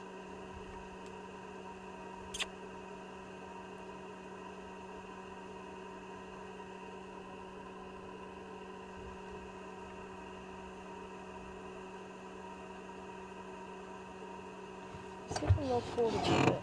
Maybe they'll let us get a little bit closer.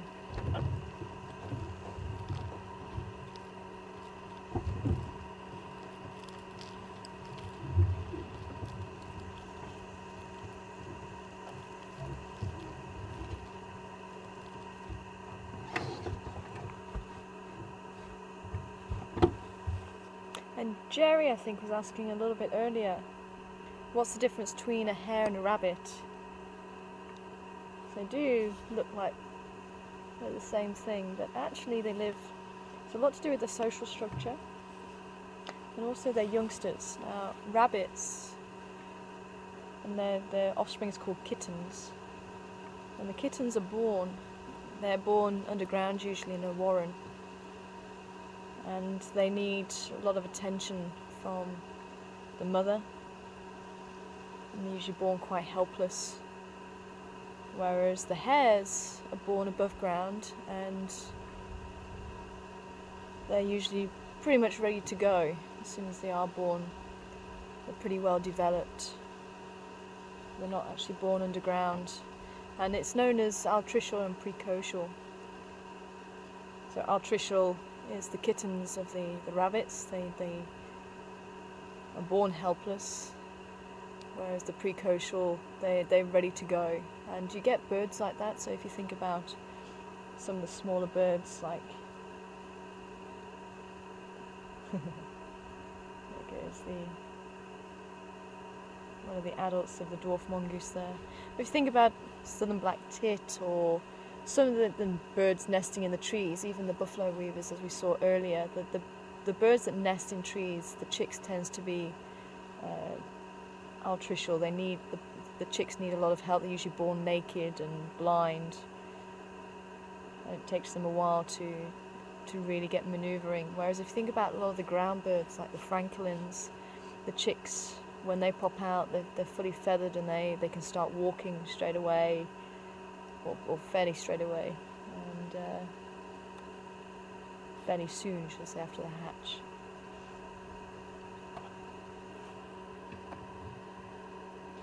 And a baby hare is called a leveret.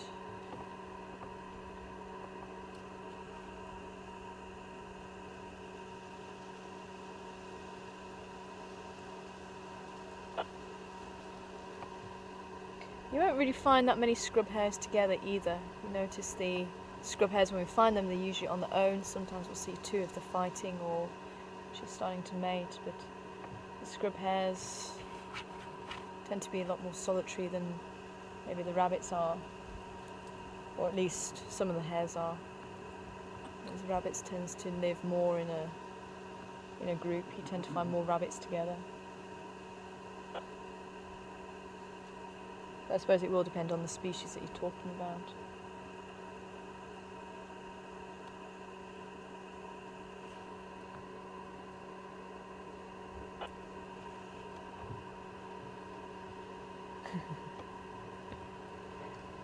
These little guys are just loving the sun at the moment.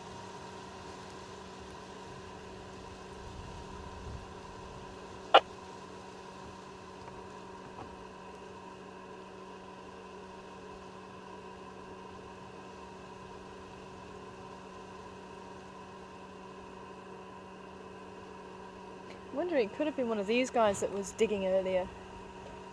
And just the tracks just not being visible. Maybe it could have been the day before that they were digging. It didn't look fresh anyway. We saw a little hole in the ground. Could have been that. One of these little guys. Maybe even somebody from this colony.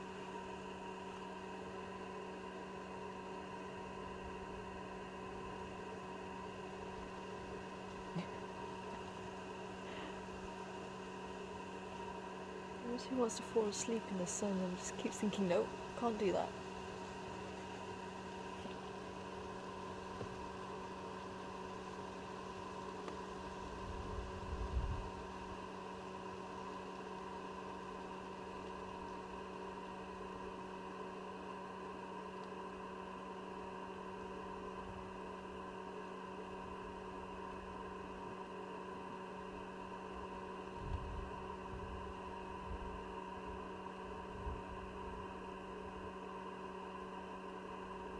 Could be they're left babysitting. Living as a family, they do have responsibilities. And the alpha pair are generally the only ones to breed, although it depends on how successful the colony is. Maybe some of the other females may breed if circumstances are right. But if there are any pups, then they do get left behind until they're able to go out and forage with the adults. And you do get a babysitter with them.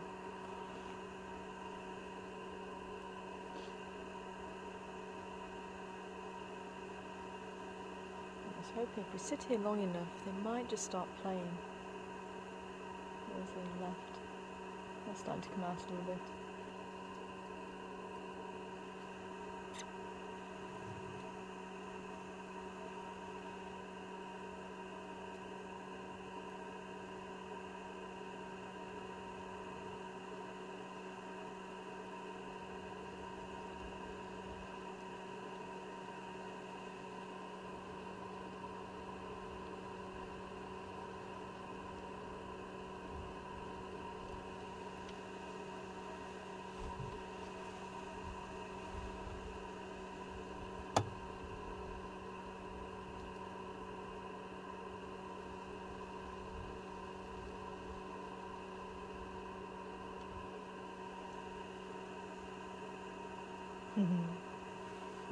Well, shall we continue on around towards the eastern side, see if the Gowrie gang are there?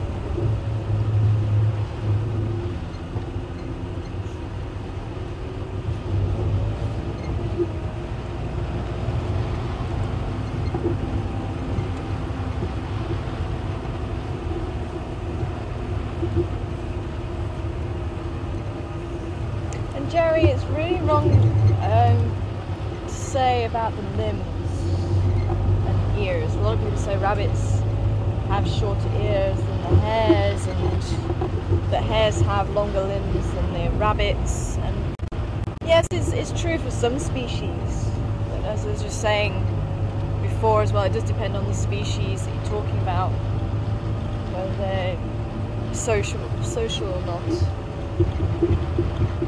So that's why it's quite a generalisation.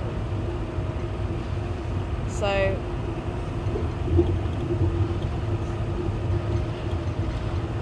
if you think about a jackrabbit, I think over in the US, it's got huge ears, but that's because it lives in the desert. So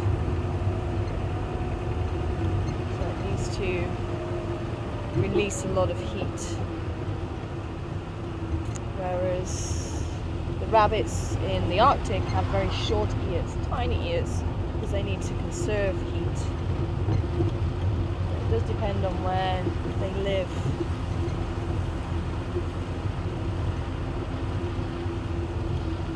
But a generalisation is that the limbs are generally longer on hares than they are on rabbits, but as I say, it's not strict.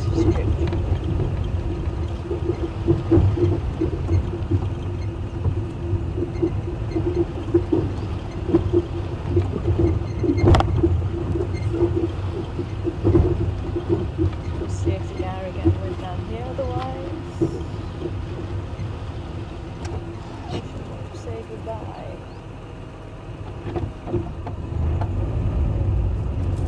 So who was asking about how many young? Terry! Hi Terry! Good morning to you. How many young does a mongoose have? Again, it will depend on the species, but they tend to have larger litters than maybe some of the other carnivores. I forget the maximum number of the dwarf mongoose that we were just seeing. I think probably somewhere around 6 or 8, something like that.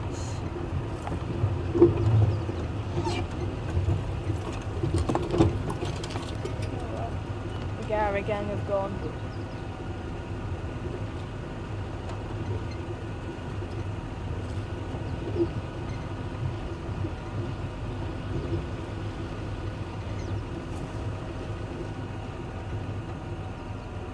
Hello boys.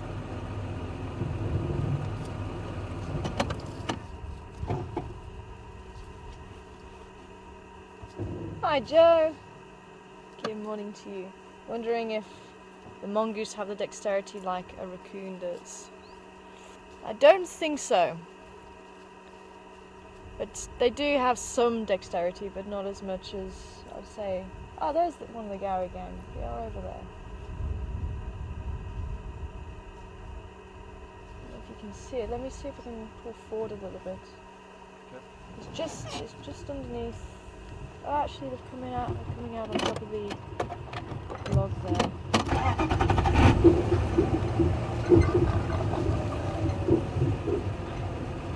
Settle down, boys.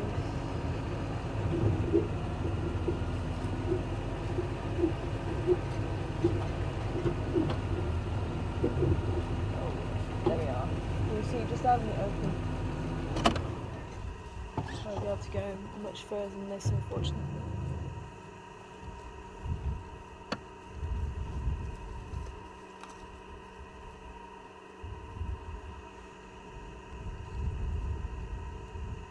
They are able to hold things.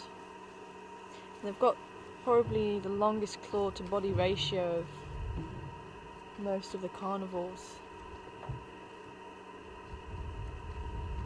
And they're used for digging in the ground for grubs and things like that, and catching lizards and maybe even, well, maybe not the dwarf mongoose, but other mongoose will eat scorpions, maybe small snakes, things like that.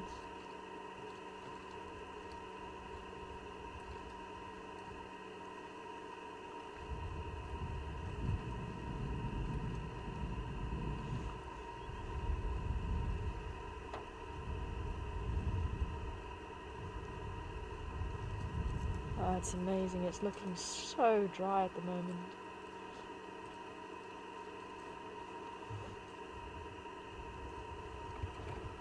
And I do wonder if we're going to get rain early this year or whether it's going to be late.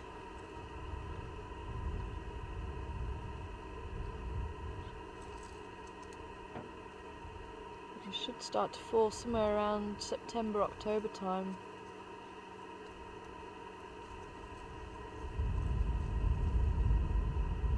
And already those August winds are picking up, which signals that the spring is on the way. I think Mark has actually said he's been seeing a lot of the knobthorns starting to bloom. I'm sure the common wild pear, if we had any, would be in bloom now. They tend to be known as the bride of the bush because they actually start blooming right at the beginning of the season.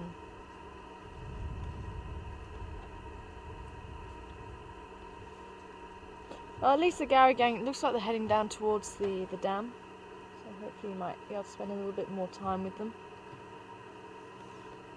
And again, with it being winter, there's not usually any rainfall.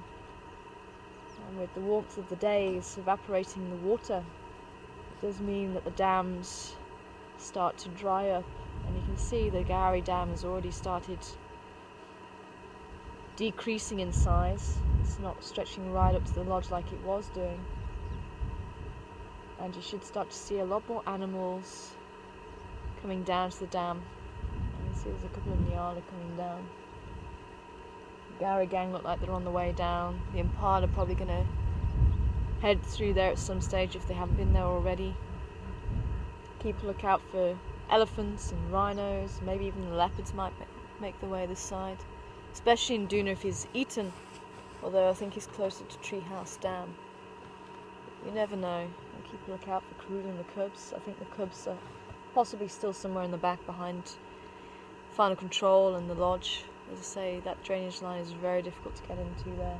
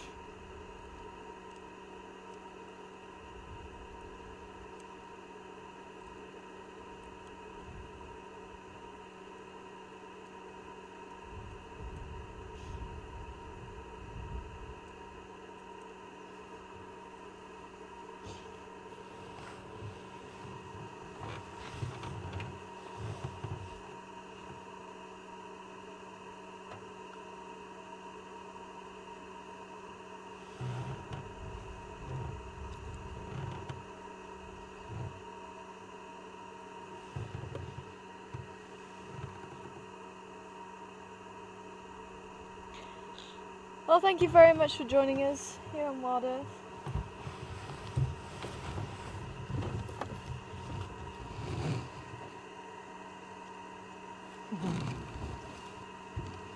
Got girls on the right, boys on the left. Reminds me of a school disco. But thanks for persevering. Thank you very much for joining us and for all your questions sent through this morning.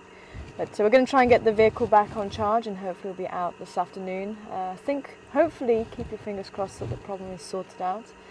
And hopefully we'll have a nice drive this afternoon. And you never know, those lines may make the way back. Karula may turn up. We'll have to go down and see if Induna is around again.